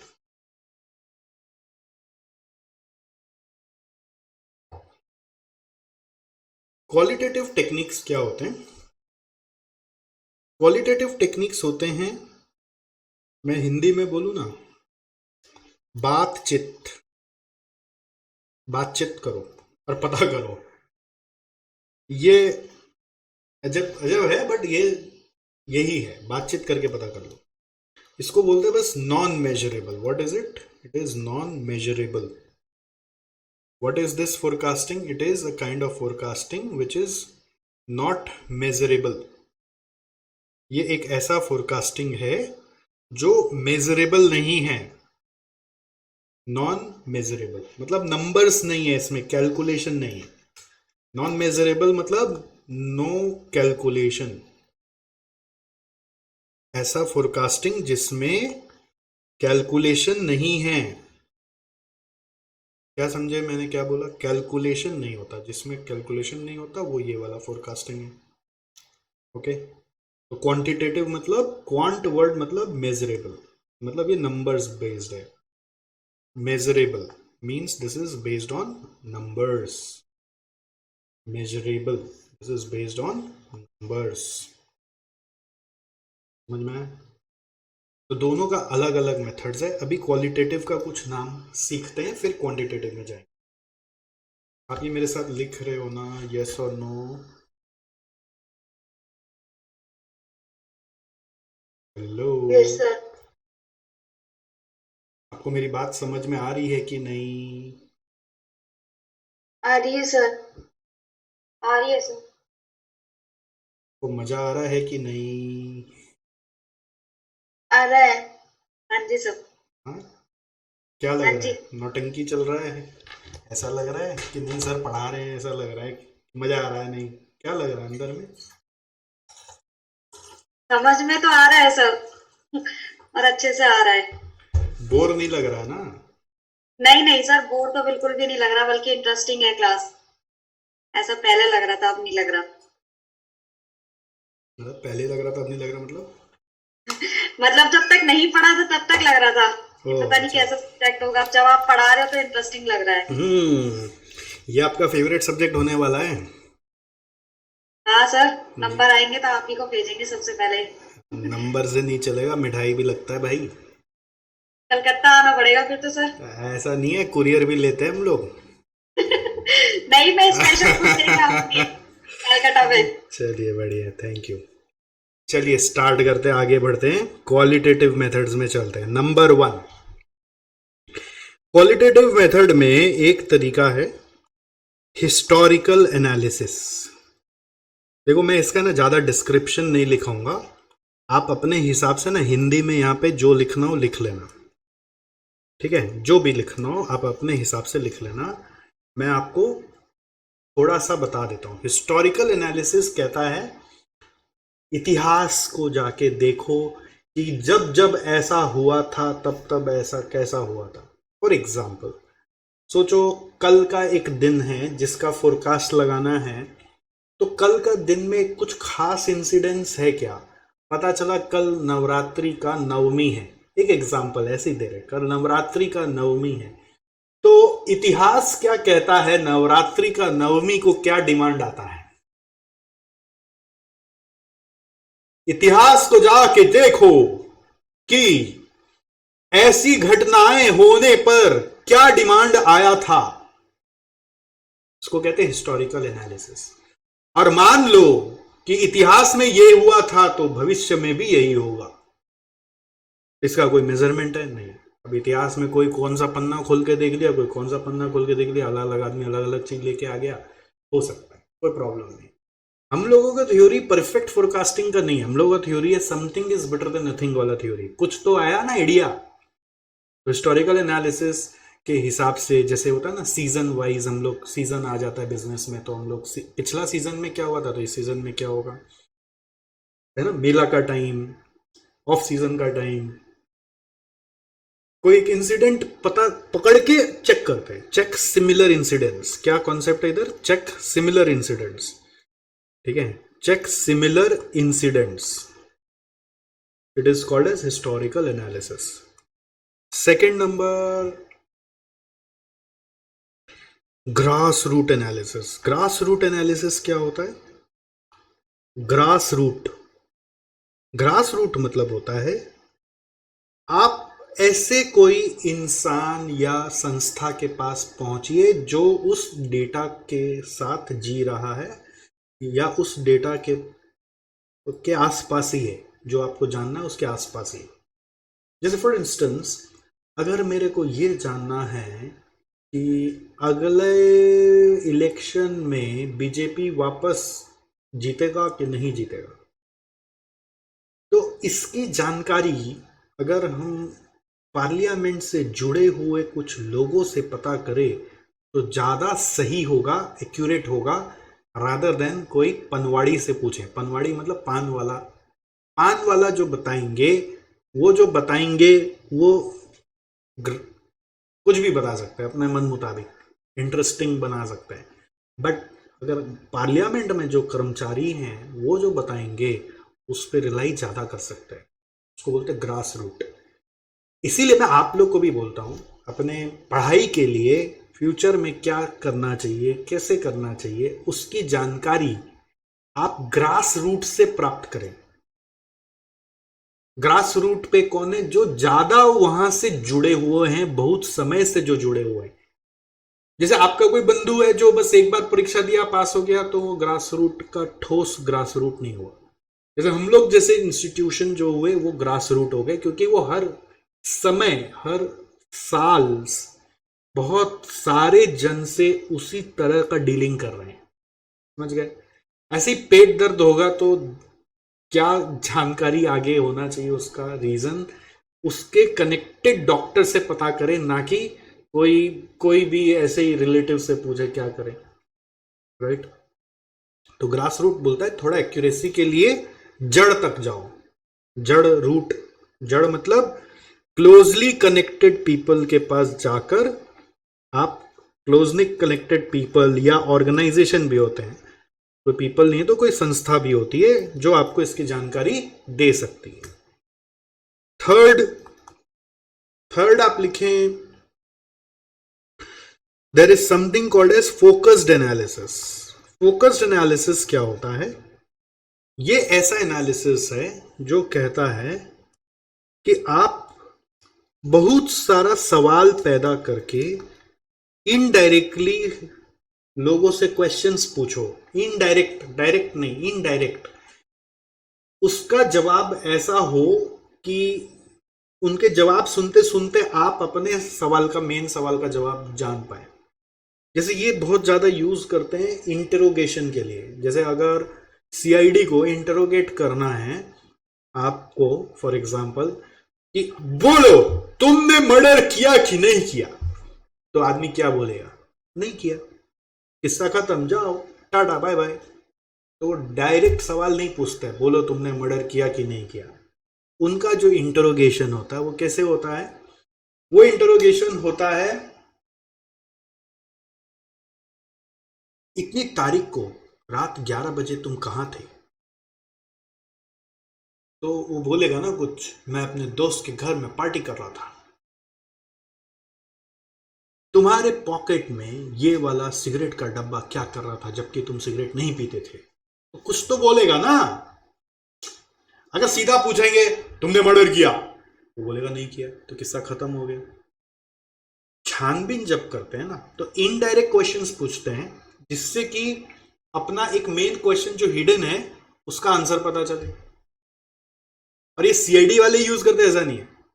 ये जो हम लोग का अरेंज मैरिज का जो कल्चर बना हुआ है ना, अरेंज मैरिज में जैसे लड़का वाला जब लड़की देखने जा रहा है, लड़की वाला जब लड़का देखने जा रहा है, तो वो लोग भी यही सवाल पूछ रहा है। सीधा पूछेगा लड़का से, बोल तू मेरी बेटी का ध्यान रख पाएगा? तो लड़का क्या बोलेगा? हाँ, नो बिग डील, उसमें क्या है, बट हम विश्वास कैसे कर लें? तो भाई हम सीधा सवाल नहीं पूछेंगे, हम अलग अलग सवाल पूछेंगे। और बेटा कैसे हो, नाम क्या है तुम्हारा, है कि नहीं? अलग अलग सवाल। कहाँ काम करते हो, कब से काम करते हो, पढ़ाई में कितना नंबर आता था? अरे सीधा ही पूछ लो ना, आपको क्या पूछना है? पूछना यही है, तू मेरी बेटी का ख्याल रख पाएगा क्या? तू सेल्फ इंडिपेंडेंट है क्या, इंडिपेंडेंट है क्या, सेल्फ डिपेंडेंट है क्या? वो तो बोल देगा हाँ, तो किस्सा खत्म। तो हमको श्योर नहीं हो रहा ना कि वो सच बोल रहा है कि नहीं बोल रहा है। श्योरिटी के लिए हम क्या करेंगे, और 50 रकम का सवाल पूछेंगे ना, इनडायरेक्ट। इसको बोलते हैं फोकस्ड एनालिसिस। एक बैंक किसी को लोन देता है तो ऐसे सवाल पूछता है, क्योंकि सीधा पूछेंगे बोल तू डिफॉल्ट करेगा क्या, तो क्या बोलेगा आदमी? नहीं, खत्म हो गया। बट वो बैंक वाला बहुत सारा इंफॉर्मेशन गैदर करता है। बेसिकली इससे क्या होता है कि हम थोड़ा सा अनसर्टेन चीज को, रिस्क को, अनसर्टेन मतलब रिस्क को कम कर पाते। इतने सारे सवाल का जवाब ऐसे से मिला तो रिस्क थोड़ा सा कम हो जाता है। फोकस एनालिसिस इस तरह से वर्क करता है। It's like asking several indirect questions to get the answer of a direct question. Asking several indirect questions. Asking several indirect questions to get the answer of a direct question.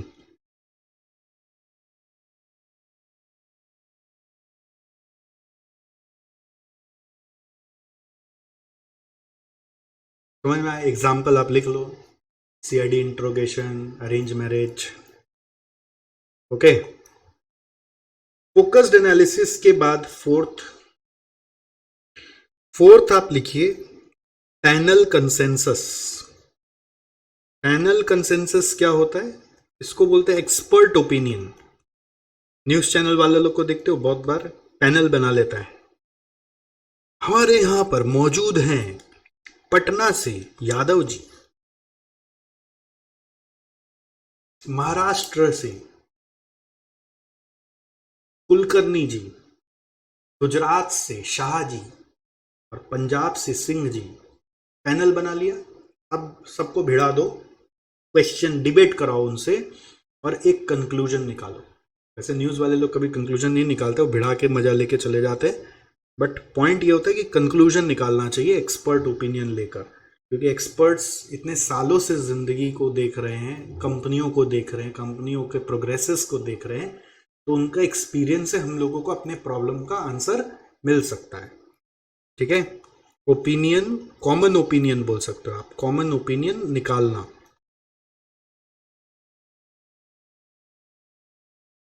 ठीक है, from experts.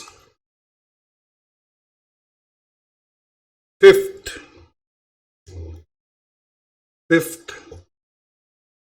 एक method होता है Delphi method, mister Delphi ने खोजा था। Delphi method क्या कहता है?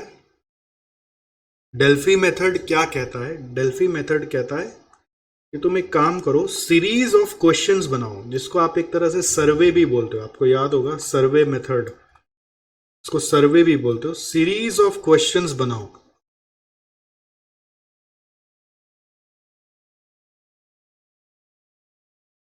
डेल्फी मेथड क्या कहता है? सीरीज ऑफ क्वेश्चंस बनाओ, एंड इस सीरीज ऑफ क्वेश्चंस को हम लोग एक नाम दे रखे, क्वेश्चनेयर। क्या बुलाते हैं? क्वेश्चनेयर, क्वेश्चनेयर बोलते हैं।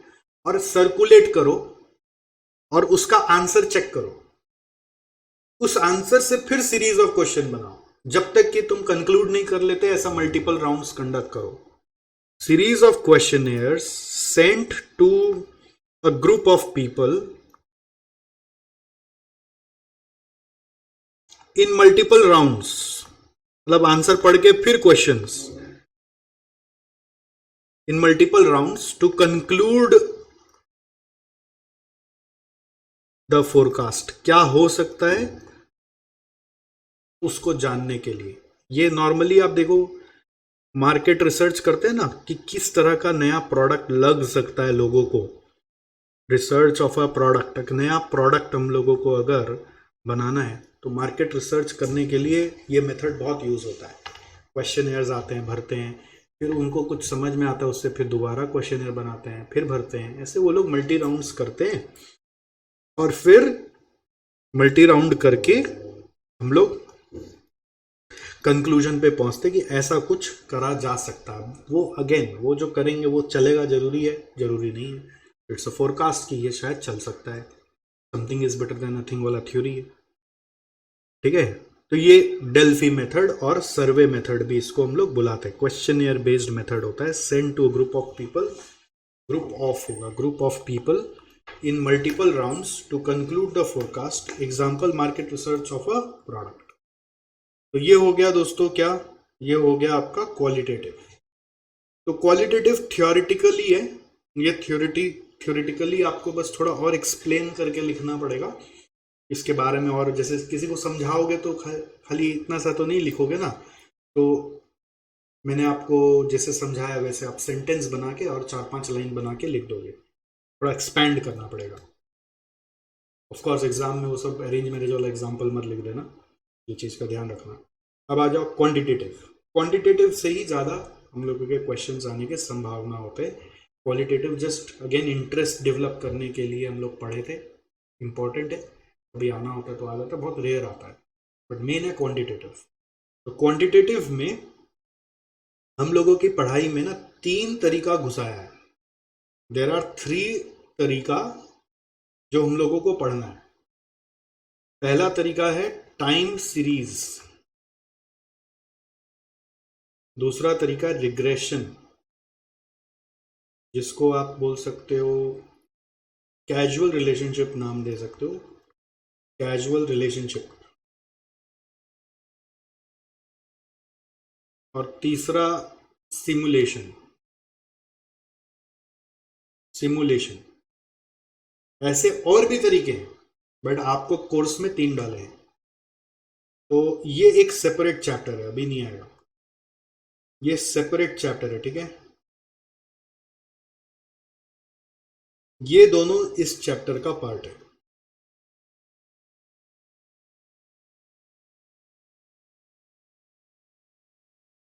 ठीक है, तो अभी हम लोगों को इस दोनों को सीखना है, टाइम सीरीज को और कैजुअल रिलेशनशिप को। ओके, तो चलो अब हम लोग चल रहे हैं पहला में, which is time series. Now we are entering into time series. आप पॉइंट नंबर 1 लिख दीजिए वापस, अब 1 2 के बाद वापस आ जाइए, ऐसे लिख दीजिए रोमन 1 करके, time series.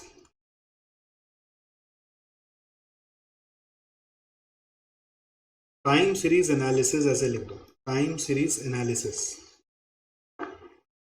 Time series analysis, please right like this, time series analysis.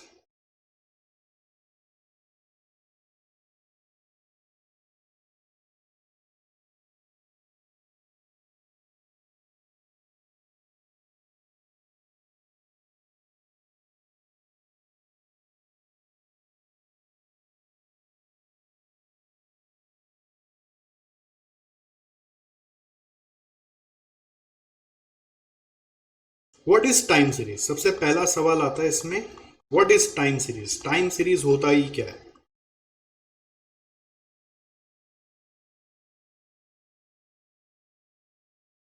What is time series? Time series होता है जब कोई भी वेरिएबल को आप टाइम के साथ जोड़ देते हो। अब वो वेरिएबल क्या हो सकता है? जिसको आप फोरकास्ट करना चाहते हो, टू बी फोरकास्टेड, जिसको आप फोरकास्ट करना चाहते हो, यदि आप उसको समय के साथ रिलेट करके चेक कर रहे हो तो टाइम सीरीज बन जाता है। टाइम और वेरिएबल का रिश्ता को टाइम सीरीज कहते हैं। काइंड ऑफ हिस्टोरिकल एनालिसिस है। बस हिस्टोरिकल एनालिसिस जब यहां पे पढ़ रहे थे तो बोल रहे थे घटना देखो, पास्ट में रामनवमी पे कितना डिमांड आता था, रक्षाबंधन पे कितना डिमांड आता था, वैसे देख लो, बट यहां पे कैलकुलेशन करने बोल रहे हैं। और नॉर्मली टाइम सीरीज टाइम का बहुत सारा डेटा लेकर और एक्यूरेसी से फोरकास्ट करता है। जैसे फॉर एग्जांपल आप 2015 से डेटा ले लीजिए, 16, 17, 18, ऐसा एक एग्जांपल आपको बता रहा हूँ, 19, 20, 21, 22, ऐसे आप बहुत सारा डेटा ले सकते हैं। और यहां पर आप वेरिएबल में मान लीजिए आप टाइम ले लिया, इधर वेरिएबल में आप मान लीजिए एक बार के लिए सेल्स ले लीजिए, तो sales in terms of units ले लीजिए। तो यूनिट्स हो गया, मान लो यहाँ पे 1000 बेचा था, यहाँ 1500 बेचा, यहाँ पे 1800 बेचा, यहाँ पे 2200 बेचा, यहाँ पर 2600 बेचा था, फिर 3100 बेचा था, फिर 3500 बेचा था, यहाँ पे 3800 बेचा। तो ये क्या है? सेल्स और टाइम इन ईयर्स का आपको डेटा मिला। तो टाइम सीरीज इसी को कहते हैं, दिस इज टाइम सीरीज। अब ये जरूरी नहीं है ईयर्स और सेल्स का ही होगा, ये ऐसा भी हो सकता है। मतलब ये डिपेंड करता है कि हम लोगों को किस तरह का एनालिसिस करना है उसके ऊपर। ये क्या हुआ? हम लोगों को किस तरह का एनालिसिस करना है उसके ऊपर डिपेंड करता है। तो टाइम सीरीज में एक तो ये तरह का डेटा हो गया, दूसरा तरह का डेटा ऐसा भी होता है, जैसे मान लो मैंने सेल्स लिया और क्वार्टर ले लिया, क्वार्टर वाइज डेटा हो सकता है, क्वार्टर 1 2 3 4, यहाँ पे 250 हुआ, यहाँ 300 हुआ, यहाँ पे 400 हुआ, यहाँ पे 200 हुआ, ऐसा भी हो सकता है। मंथली डेटा भी हो सकता है। जैसे टाइम मेजर होगा उस हिसाब से आपका सीरीज बन जाएगा। टाइम का मेजरमेंट कैसे होता है? टाइम का मेजरमेंट होता है, देखो, सेकेंड्स, मिनट, आवर, आवर के ऊपर जाओगे तो डे, वीक, मंथ, ये सब टाइम के मेजरमेंट है। क्वार्टर, ईयर, तो मैं कैसा भी सीरीज बना सकता हूं। जो मैं आपको बता रहा था, एशियन पेंट्स 2.5 घंटे का फोरकास्ट निकाल के बैठा हुआ है, तो वो आवरली टाइम सीरीज बना रखा है, हर घंटे का। मिनट वाइज कोई बना रखा है, कोई सेकंड वाइज बना रखा है, वो सब सॉफ्टवेयर से संभव है। सेकेंड वाइज टाइम सीरीज, हर सेकेंड में क्या आ रहा है, गूगल चलाता है, हर सेकेंड में कितना सर्च करने लोग उसका google.com पे जा रहा है, सेकेंड्स वाइज टाइम सीरीज चल रहा है। उसके हिसाब से वो लोग अपने पीछे में मैन पावर, अपने पीछे में टेक्नोलॉजी जो चाहिए जिससे कि आपका सर्च इजी हो पाए, सेकेंड्स वाइज टाइम सीरीज चला रहा है। वो सब मैनुअली करने का बस का बात नहीं, वो सब के लिए सॉफ्टवेयर ही लगेगा। तो हम लोगों को सिखाया जा रहा है थोड़ा इजी वाला, मतलब ईयर वाला, क्वार्टर वाला, मंथ वाला, बस उतना तक पे ही हम लोग समर्पित हो जाएंगे। हम लोग को लगेगा बहुत हो गया, तो हम लोग ये सीख रहे हैं। सॉफ्टवेयर से जाने से और डीप जा सकते हो आप, और इसको और बड़ा करना पड़ेगा और लेंदी करना पड़ेगा, ठीक है। तो व्हाट इज टाइम सीरीज, ये मैंने आपको समझाया, आप आई होप ये ऐसे ही नोट कर लिए होंगे। It is just the relationship of time and the variable. और वो रिलेशनशिप कैसे बैठाया जाता है, based on past data, time और वेरिएबल, ये पहला पॉइंट हो गया। और सेकेंड पॉइंट हो गया, this is based on past data, based on past data. अब इन दोनों के मदद से हम लोगों का गोल क्या है कि आगे का कैसे पता लगाएं। पास्ट का डेटा मिल गया तो अब आगे का कैसे पता लगाएं, वही हमारा गोल है। टाइम सीरीज एनालिसिस क्या कहता है, how this can be used to predict the future, how this can be used to predict the future. तो सेकेंड पॉइंट आप लिखो नंबर बी बोलकर, aim of time series analysis, aim of time series analysis,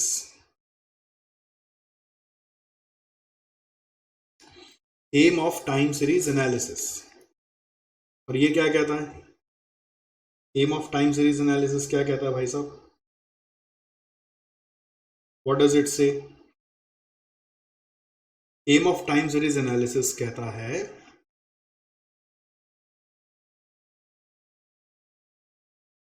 forecast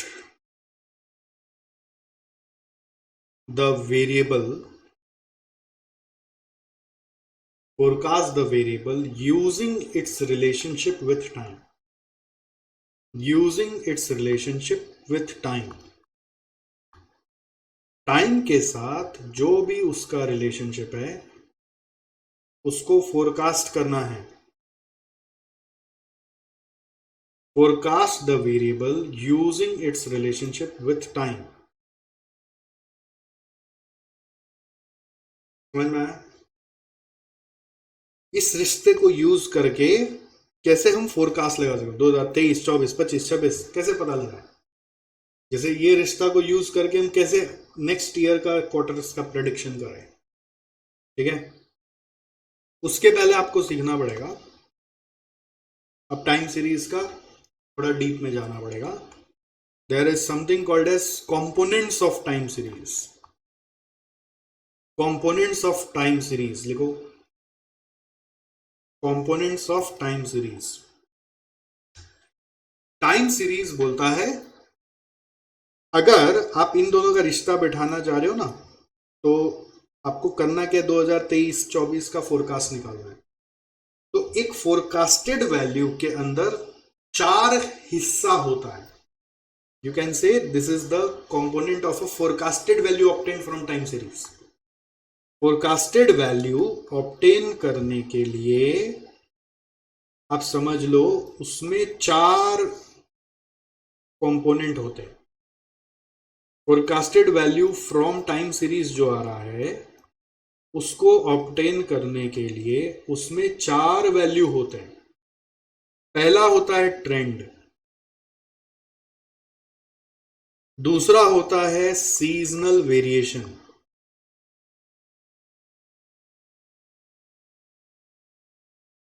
तीसरा होता है cyclical variation,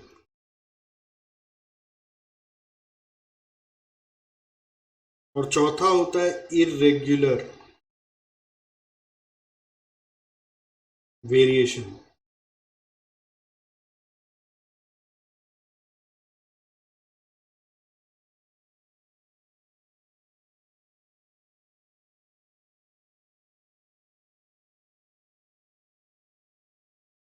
components of time series में 4 हिस्सा होता है। इसको अपने टी बोलेंगे, इसको एस बोलेंगे, इसको सी बोलेंगे, इसको आई बोलेंगे, TSCI।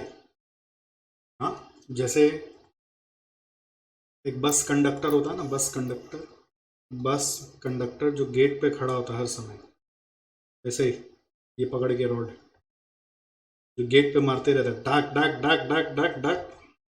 ये बस कंडक्टर जब टैक्सी दिखता है, नियरेस्ट टैक्सी, यहाँ पे टैक्सी दिखता है ना, टैक्सी, एक पूरा टैक्सी जा रहा है, तो वो क्या बोलता है? टैक्सी नहीं बोलता है, क्या बोलता है वो? रास्ता में सामने में उसके टैक्सी आ जाएगा तो डाक डाक मारते हुए क्या बोलेगा? ए टैक्सी! टैक्सी नहीं बोलते वो लोग, पता नहीं उनसे टैक्सी बोला नहीं जाता, लोग बोलते हैं टैक्सी। देखो टैक्सी, तो आपको भी बोलने का प्रैक्टिस करो, टैक्सी, टैक्सी नहीं बोलना है, क्या बोलना है? Taxi, taxi, side side, taxi side. Taxi नहीं बोल पाते वो लोग क्या बोलते हैं? टैक्सी। तो आप भी बोलेंगे टैक्सी, टैक्सी नहीं है, taxi. TSCI, trend, seasonal, cyclical और इरेगुलर। तो ये टाइम सीरीज का मानना है कि तुम जब फोरकास्टेड वैल्यू निकालते हो तो ये 4 चीज पकड़ोगे। इंटरेस्टिंगली जितना भी पढ़ाई बना वो कहता है कि you can only predict first 3, you can only predict first 3, but you can not predict irregular, क्योंकि फोरकास्ट इज नॉट 100% एक्यूरेट, कुछ ना कुछ गड़बड़ निकलेगा ही। तो जो गड़बड़ निकल गया वही इरेगुलर है। इरेगुलर मतलब पता नहीं कर सके, और जो पता कर लिए वही 3 होता है, ठीक है। तो फोरकास्टेड वैल्यू 3 चीज को मेजर करके बनता है, ये तीनों चीज को मिलाओगे तब फोरकास्टेड वैल्यू आएगा। तो हम लोगों की जो पढ़ाई बनी है वो हम लोगों को सिखाती है कि कैसे आप ट्रेंड कैलकुलेट करोगे, कैसे आप सीजनल वेरिएशन कैलकुलेट करोगे, कैसे आप साइक्लिकल वेरिएशन कैलकुलेट करोगे। जब तीनों को मिलाओगे तो फोरकास्टेड वैल्यू बनेगा, ठीक है। अब इसके भी मेथड्स हैं, इसके भी मेथड्स हैं, इसके भी मेथड्स हैं।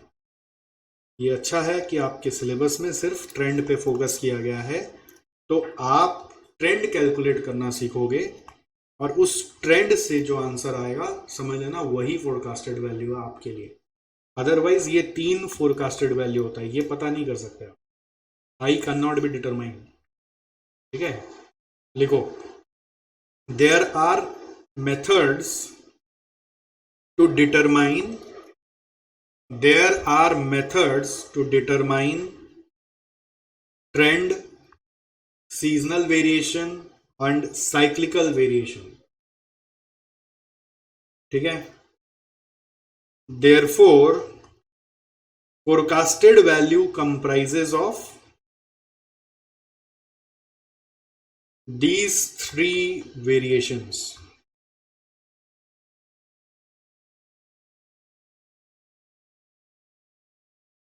या these 3 वैल्यूज बोल सकते हैं, जो भी।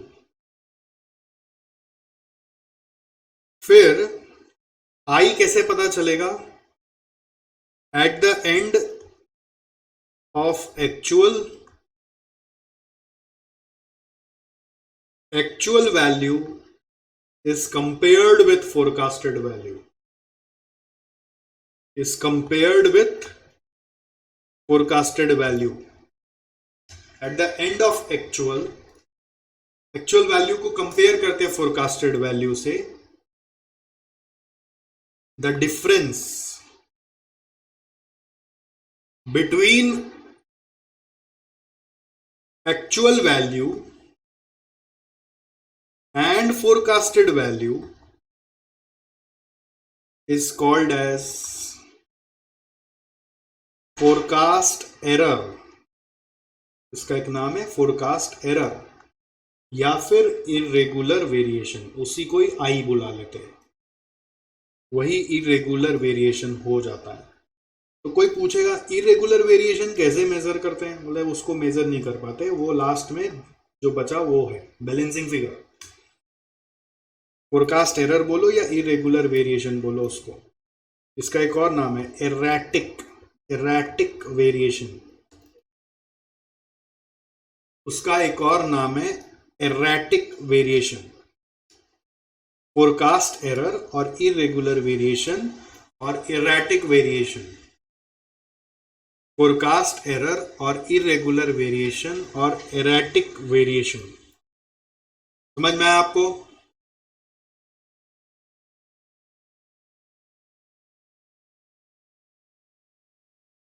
Yes sir. चलो यहां तक लिख लिए सब कोई? सबका लिखना हो गया यहां तक? हाँ सर। देखो एक चीज मैं बता देता हूँ, हर एक जन कई बार होते हैं कि मेरे से सिर्फ ओएम ही पढ़ रहे हैं, ऐसा भी बहुत बच्चे होते हैं, बट मैं एमए एफएम भी बहुत बढ़िया पढ़ाता हूँ, ऐसे ही आपके नॉलेज के लिए बताया। और मेन चीज मैं ये बताना चाह रहा हूँ कि होता है ना, हर एक टीचर का अपना एक स्टाइल ऑफ टीचिंग होता है और हर एक बच्चे का अपना स्टाइल ऑफ लर्निंग भी होता है, तो हम लोग दोनों को मिलके चलना है। आप अलग और हम अलग नहीं चल सकते। तो मेरे स्टाइल ऑफ टीचिंग में क्या होता है कि मैं हर चीज को लिख देता हूं पूरा, लेकिन मेरा एक प्रॉब्लम है, मेरा राइटिंग स्पीड बहुत ज्यादा है, ठीक है? तो कभी कभी कोई स्लो बच्चा होता है ना, तो मैच नहीं कर पाता और मेरे को पता नहीं चलता है कि आपका स्पीड क्या है, तो मैं अपने राइटिंग स्पीड के मुकाबले थोड़ा धीरे लिखता हूं। मेरा जो एक्चुअल स्पीड है उससे मैं धीरे लिख रहा हूं, तो मेरे को लग रहा है आपका काम हो जाएगा, बट आपका स्पीड और कम हो सकता है। तो ऐसे बच्चे फिर कंफ्यूज हो जाते हैं, सर की बात सुने कि सर की बात लिखें, तो वो लिखने पहला प्रेफर करता है और लिखने के चक्कर में वो बच्चा सुनना छोड़ देता है। तो ऐसे बच्चे के साथ बहुत बार ये प्रॉब्लम आती है कि वो बच्चा बोलता है मेरे को कुछ समझ नहीं आ रहा है।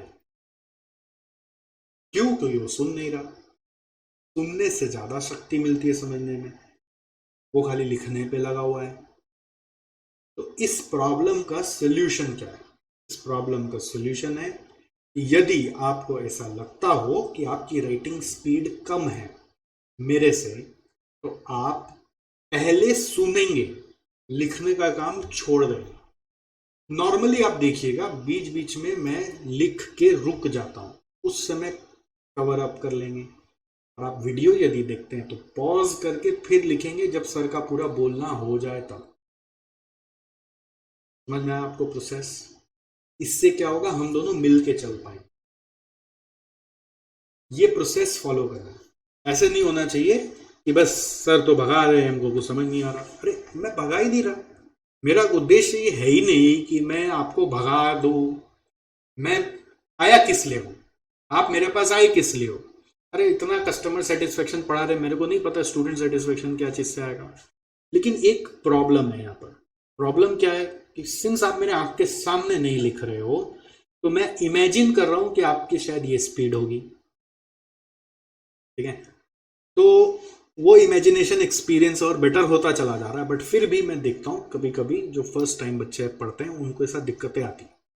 तो मैं नहीं दिल से चाहता हूँ कि आपके ज़िंदगी में मैं दिक्कत पैदा करूँ, मैं चाहता हूँ आपकी ज़िंदगी आसान हो। मैं आपको एक रास्ता बताया कि पहले अटेंशन देना है सुनने पर। अगर लिखने का स्पीड कम है तो सुन लोगे तो समझ जाओगे तो फिर पॉज करके लिख लेना। और ये सारा जो राइटिंग का नोट्स है वो सब मैं दे देता हूँ आप लोग को, तो वहाँ से फ्यूचर में रेफर कर लेना। इसलिए हमने बाद में क्या किया, वीडियोज़ में ना अनलिमिटेड व्यूज़ डाल दिए। अनलिमिटेड व्यूज़ डालने से क्या होता है कि आप आराम से फ्यूचर में भी बैठ के आराम से धीरे धीरे लिख सकते हो। आपके फायदे के लिए डाला। तो ये है components of time series. Next number D, assumptions of time series. Assumptions of time series.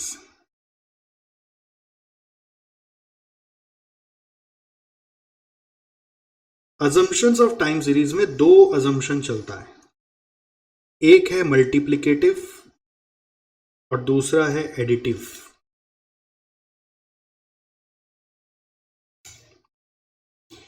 Multiplicative कहता है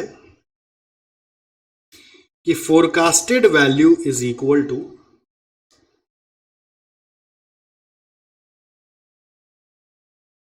T into S into C into I, चारों को मल्टीप्लाई करने से ही आएगा। और एडिटिव कहता है कि वो चारों को जोड़ने से आएगा। तो दोनों से आंसर अलग हो जाता है। आधा दुनिया मल्टीप्लिकेटिव फॉलो करता है, आधा दुनिया एडिटिव फॉलो करता है। तो सही कौन सा? कोई सही नहीं है, आप ट्राई कर लो, जिससे आपका तुक्का बढ़ जाए वही सही है। तो अपने एग्जाम में अपन क्या करते हैं? अपने एग्जाम में तो उस लेवल तक जाएंगे ही नहीं, अपने तो बेसिक पढ़ाई कर रहे हैं, अपन यहीं तक रुक जाने वाले। अपने को तो ट्रेंड ही सीखना है खाली। तो हम लोगों का उतना दूर का पढ़ाई नहीं है, तो आप दिमाग क्यों लगाते हो? फिर एडवांस पढ़ाई जब कराएंगे तो उसका फीस दोगे ना अलग, तब बताएंगे तब क्या करना है। अभी कहाँ दिमाग लगाते हैं? अभी इसी पे फोकस करिए, अभी बस जानकारी के लिए ठीक है। अब आइए ई नंबर, लिखिए methods of measuring trend. Methods of measuring trend. अब हम लोग ट्रेंड में घुस रहे हैं, ठीक है। मेथड्स ऑफ मेजरिंग ट्रेंड, इसमें नाम लिखना मेथड्स का। Number 1, method of least squares. Least squares, और इसका दूसरा नाम है line of best fit method.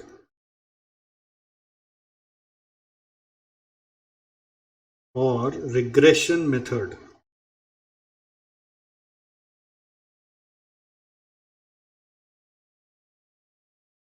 Number 2,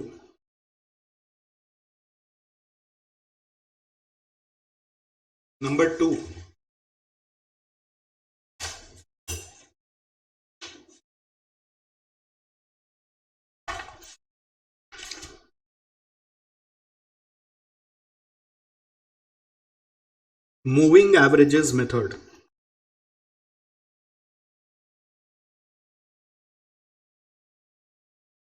number 3,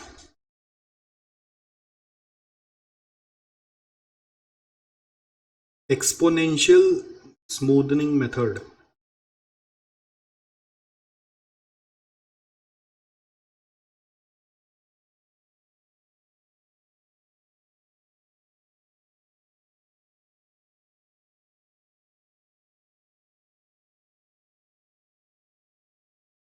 ठीक है, देखो हमारा सारा फोकस इसी पे है, ये 3 पे। अब इंस्टीट्यूट मैट में क्या किया है, बहुत डिटेल बनाया है।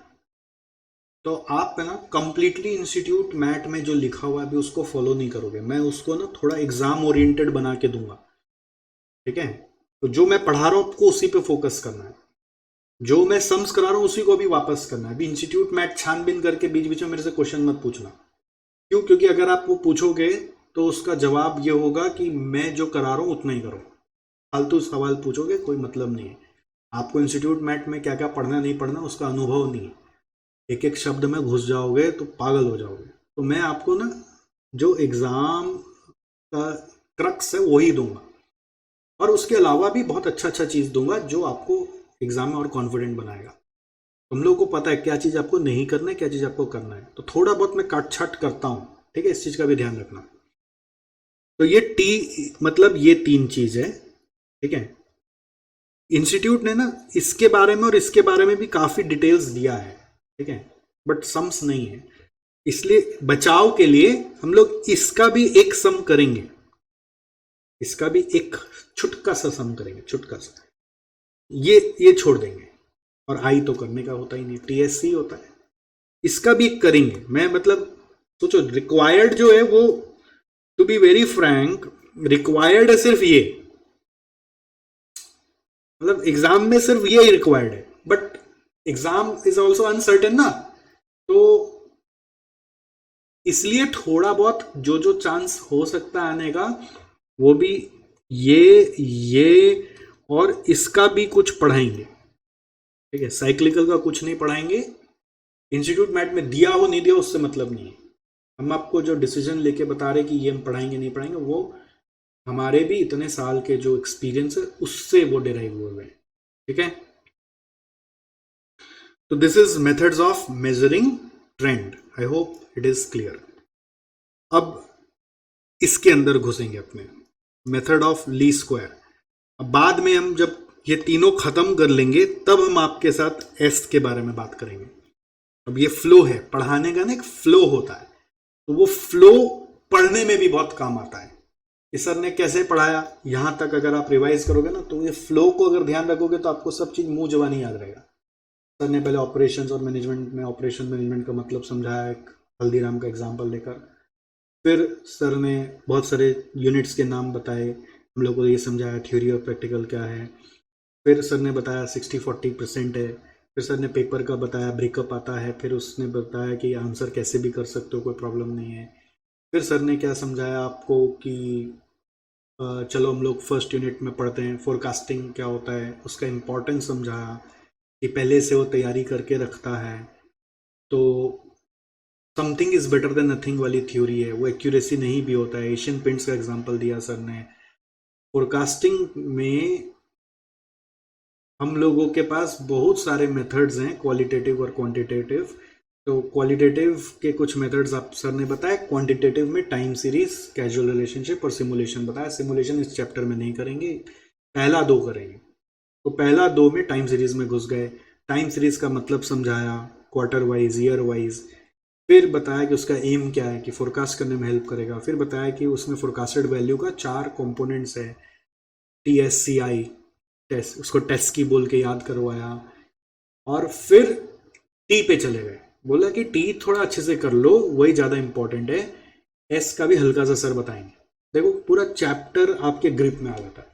ये फ्लो ध्यान रखना चाहिए, फ्लो को याद रखना पड़ेगा। तो अब हम लोग चल रहे हैं मेथड नंबर 1। सर अब हम लोग को ना भूख लग रही है, तो हम लोग को अब चलना भी चाहिए मेथड 1 के जगह खाना खाने के लिए, राइट? बिल्कुल चलेंगे, बस थोड़ा सा और बता के चलेंगे। आपका मन का बात मैं समझ चुका हूं। लिखो मेथड ऑफ लीस्ट स्क्वायर्स।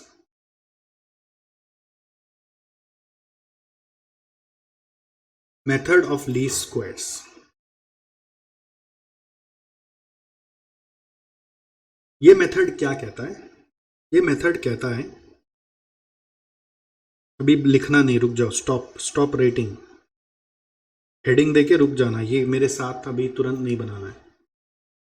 ये मेथड कहता है कि तुम एक ईयर का डेटा ले लो, 2010, 11, 12, 13, 14, 15, और उसका सेल्स ले लो। मान लो सेल्स फोरकास्ट करना चाहते हो तो 20, 30, 10, 40, 20, 60, ऐसा कुछ भी मैंने डेटा ले लिया। और इसमें ना एक और हटा देते हैं, 5 डेटा लिया। और फिर ये मेथड कहता है एक काम करो, इसको ग्राफ में डाल दो। ये ग्राफ बनाया, इसमें रूल ये कि एक्स एक्सिस में हमेशा टाइम होगा। नियम होता है ग्राफ का कि एक्स एक्सिस में हम लोग बोलते हैं इंडिपेंडेंट वेरिएबल होगा, और टाइम सीरीज में हमेशा टाइम इंडिपेंडेंट वेरिएबल है। टाइम किसी के हाथ में नहीं, टाइम कंट्रोल में नहीं आता, टाइम अपना चलते ही रहता है, चलते ही रहता है, चलते रहता है। कांट स्टॉप कि घड़ी पकड़ लिया तो पूरा दुनिया के लिए समय रुक जाएगा, ऐसा नहीं हो सकता ना। इसलिए टाइम इंडिपेंडेंट है। सेल्स डिपेंडेंट है, जो डिपेंडेंट वेरिएबल होता है वो वाई है। टाइम सीरीज का जो ये मेथड ऑफ लीस्ट स्क्वायर्स है, ये क्या कहता है? बोलता है इन डेटा में से एक मिडिल डेटा खोजो। तो मिडिल डेटा मिल गया 2012, उसको ओरिजिन पे डाल दो, ग्राफ का ओरिजिन पे डाल दो 2012। फिर उसके पीछे का और आगे का डेटा को डाल दो। समझने का बात है, हाँ, 2011, 2010, और फिर यहां पर 2013, और यहां पे 2014 डाल दिया हमने। क्या बोलता है? ओरिजिन मिडल ईयर को ले लो, मिड ईयर, उसको ओरिजिन बना दो, ग्राफ में ओरिजिन डाल दिया। फिर उसके इर्द गिर्द डेटा डाल दो, डाल दिया। फिर जो भी उसका पास्ट वैल्यू है उसको प्लॉट करो। अब जैसे मान लो सेल्स जा रहा है 10, 20, 30, 40 करके जा रहा है, तो यहाँ पे मान लो 10 है, फिर यहाँ 20 है, फिर यहाँ पे 30 है, यहाँ पे 40 है। तो 2010 का 20 है तो पॉइंट्स बनाओ, 2010 का 20, 2011 का 30 है तो ये रहा पॉइंट, 2012 पे 10 है तो ये रहा पॉइंट, 2013 पे 40 है तो ये रहा पॉइंट, 2014 से 20 है तो ये रहा पॉइंट। अब देखो पॉइंट क्या हो रहा है ना, ऊपर नीचे आ रहा है, क्योंकि वेरिएबल अनसर्टेन होता है ना, तो ऊपर नीचे ही आएगा, ऐसे ऐसे ऐसे ऐसे जा रहा है। तो ये प्रेडिक्ट नहीं कर सकता, कोई भी चीज जो टेढ़ा मेढ़ा चलता है वो प्रेडिक्टेबल नहीं होता। प्रेडिक्टेबल तब होता है जो सीधा चलता है, तो समझ में आता है कि वो वहां जाएगा। जो ऐसे ऐसे ऐसे ऐसे जा रहा है वो प्रेडिक्ट नहीं कर सकता। जो सांप की चाल चलता है वो प्रेडिक्टेबल नहीं होता। प्रेडिक्टेबल होता है जब वो सीधा जाता है, तो ये सीधा तो जा ही नहीं रहा, तो मैं क्या करूं। तो फिर दिमाग लगाने वालों ने दिमाग लगाया कि काम करो, एक लाइन ऐसा ड्रॉ करो जो इन पॉइंट्स के बीच में से जाता है, जो सीधा लाइन होगा। ठीक है, इस सीधा लाइन को हम लोग बोलते हैं स्ट्रेट लाइन ट्रेंड। ये एक ऐसा लाइन होना चाहिए जो, उसके पीछे एक प्रिंसिपल है कि जो ईयर आपने प्लॉट किया था 2010, उसका वैल्यू यदि लाइन से पता करोगे तो ये वाला वैल्यू आएगा। सोचो ये है छोटा कैपिटल वाई और ये छोटा वाई। वैसे ही 2011 में लाइन से वैल्यू पता करोगे तो वो ये आएगा, और एक्चुअल वैल्यू ये है, ये छोटा वाई है, बड़ा वाई है। तो ये लाइन एक ऐसा लाइन होना चाहिए जिससे कि जो लाइन वाला वैल्यू है माइनस जो एक्चुअल वैल्यू था उसका डिफरेंस का स्क्वायर लीस्ट बताएगा, लीस्ट।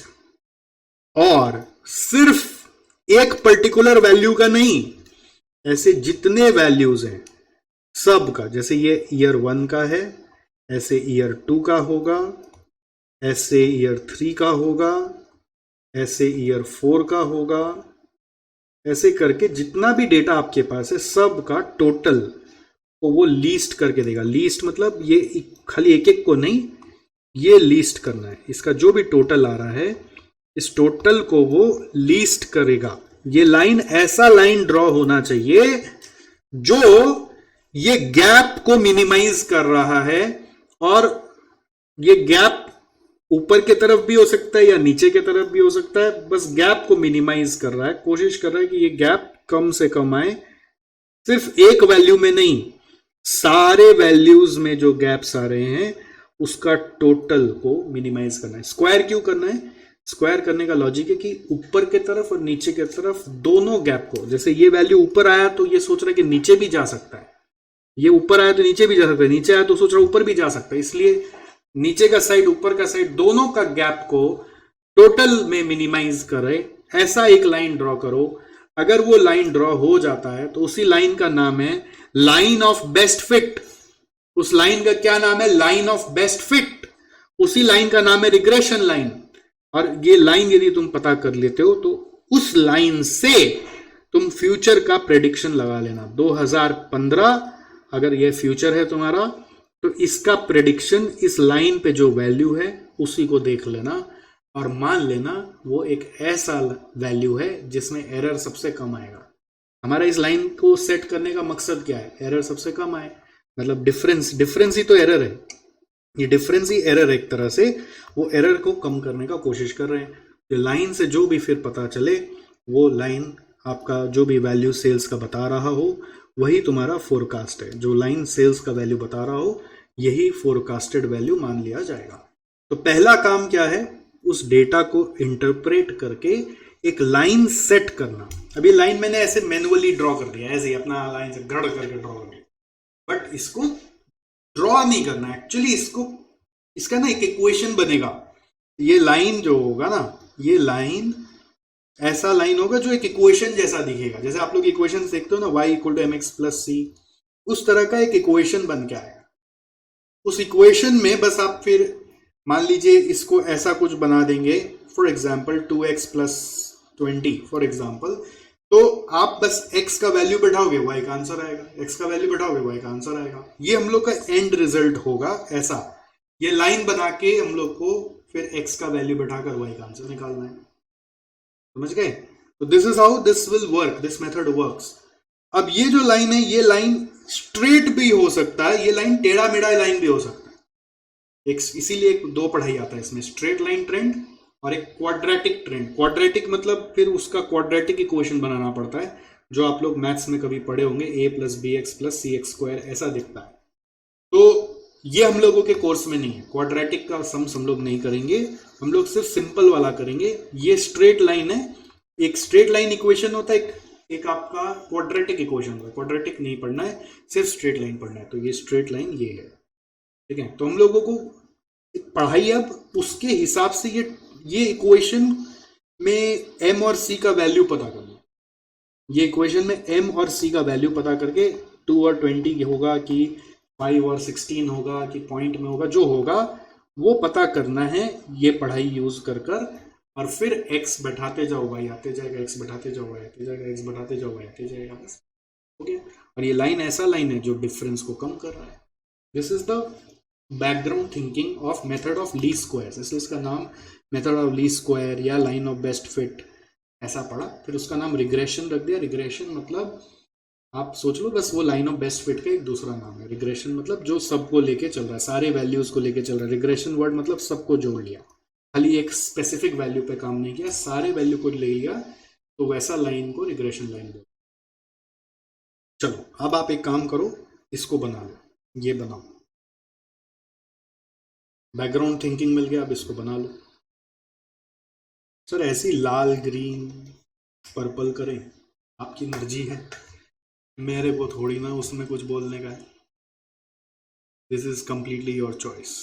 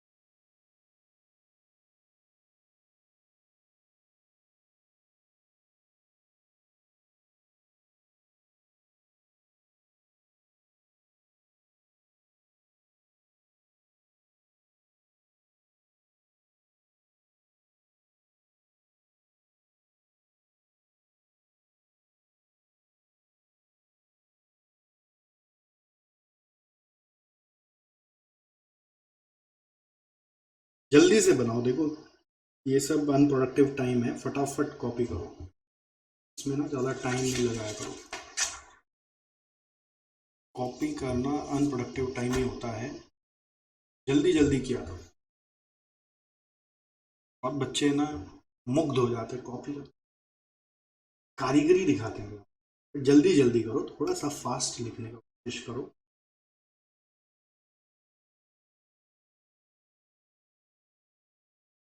हो गया क्या?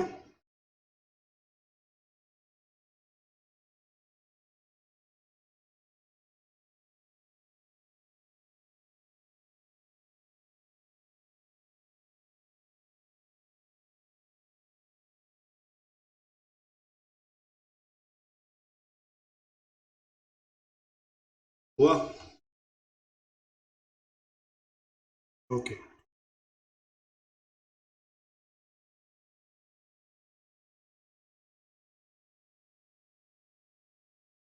सबका हुआ?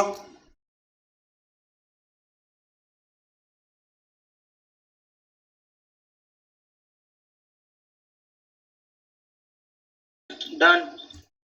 Good, thank you. सो अभी क्या करने का आपको, यहाँ पे थोड़ा सा और लिखने का है। A line is drawn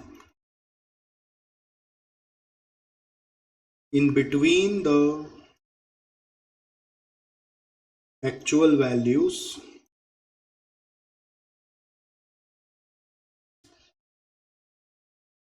such that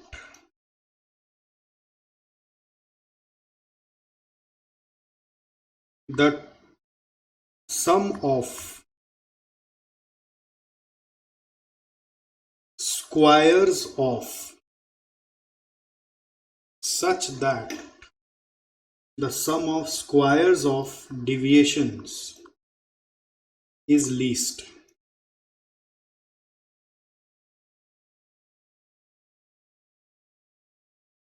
ये लीस्ट करना है, अभी इसको लिख लो.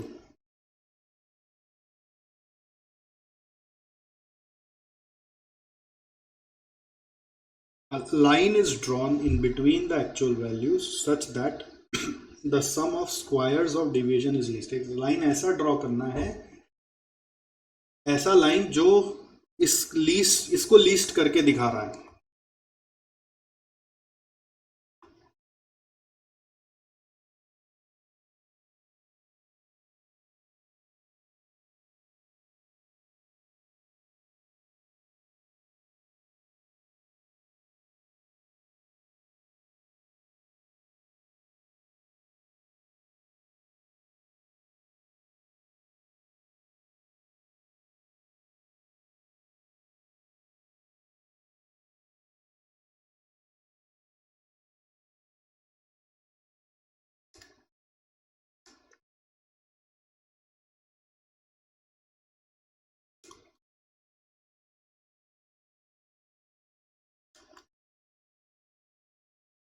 Okay,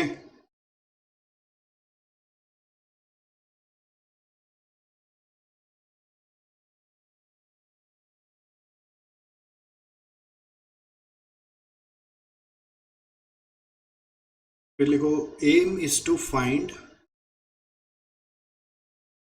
the equation of that line. Example y is equal to 2 plus 20x या 20 plus 2x.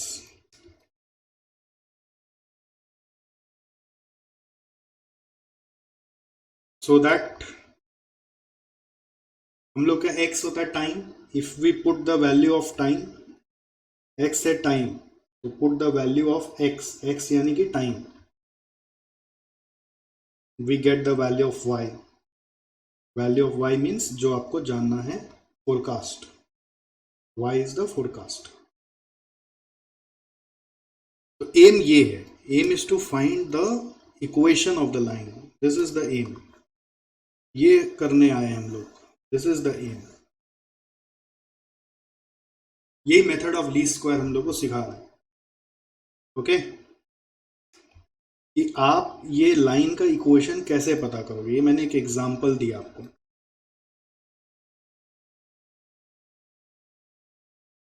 ग्राफ ऑब्जेक्टिव नहीं है, ग्राफ के माध्यम से मैंने मेथड समझा दिया. नहीं तो मेथड का इतना बड़ा डिस्क्रिप्शन लिखना पड़ता. ग्राफ देख लिया तो आपको एकदम क्रिस्टल क्लियर हो गया कि ये मेथड ये करने वाला है. अब इसके बाद करना यही है, बस इक्वेशन पता करना. ठीक है, तो ये इक्वेशन पता करना और भी ज़्यादा इंटरेस्टिंग है. मतलब आप रोक नहीं पाओगे अपने आप को. मतलब कोई आपको बोलेगा चलो मैं हेल्प कर देता हूँ, बोलेंगे नहीं मैं अपने आप ही करूँगा, मैं अपने आप ही करूँगा, मैं अपने आप ही करूँगा, तुम हट जाओ हट जाओ हट जाओ मेरे रास्ते से. लेकिन इस ऐसे फीलिंग्स को महसूस करने के लिए आपको अब आना पड़ेगा अगले दिन. आज की क्लास यहीं पे रुक जाएगी.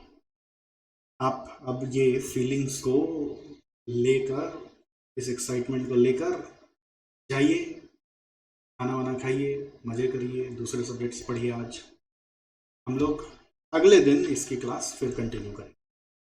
ठीक है, थैंक यू सो मच.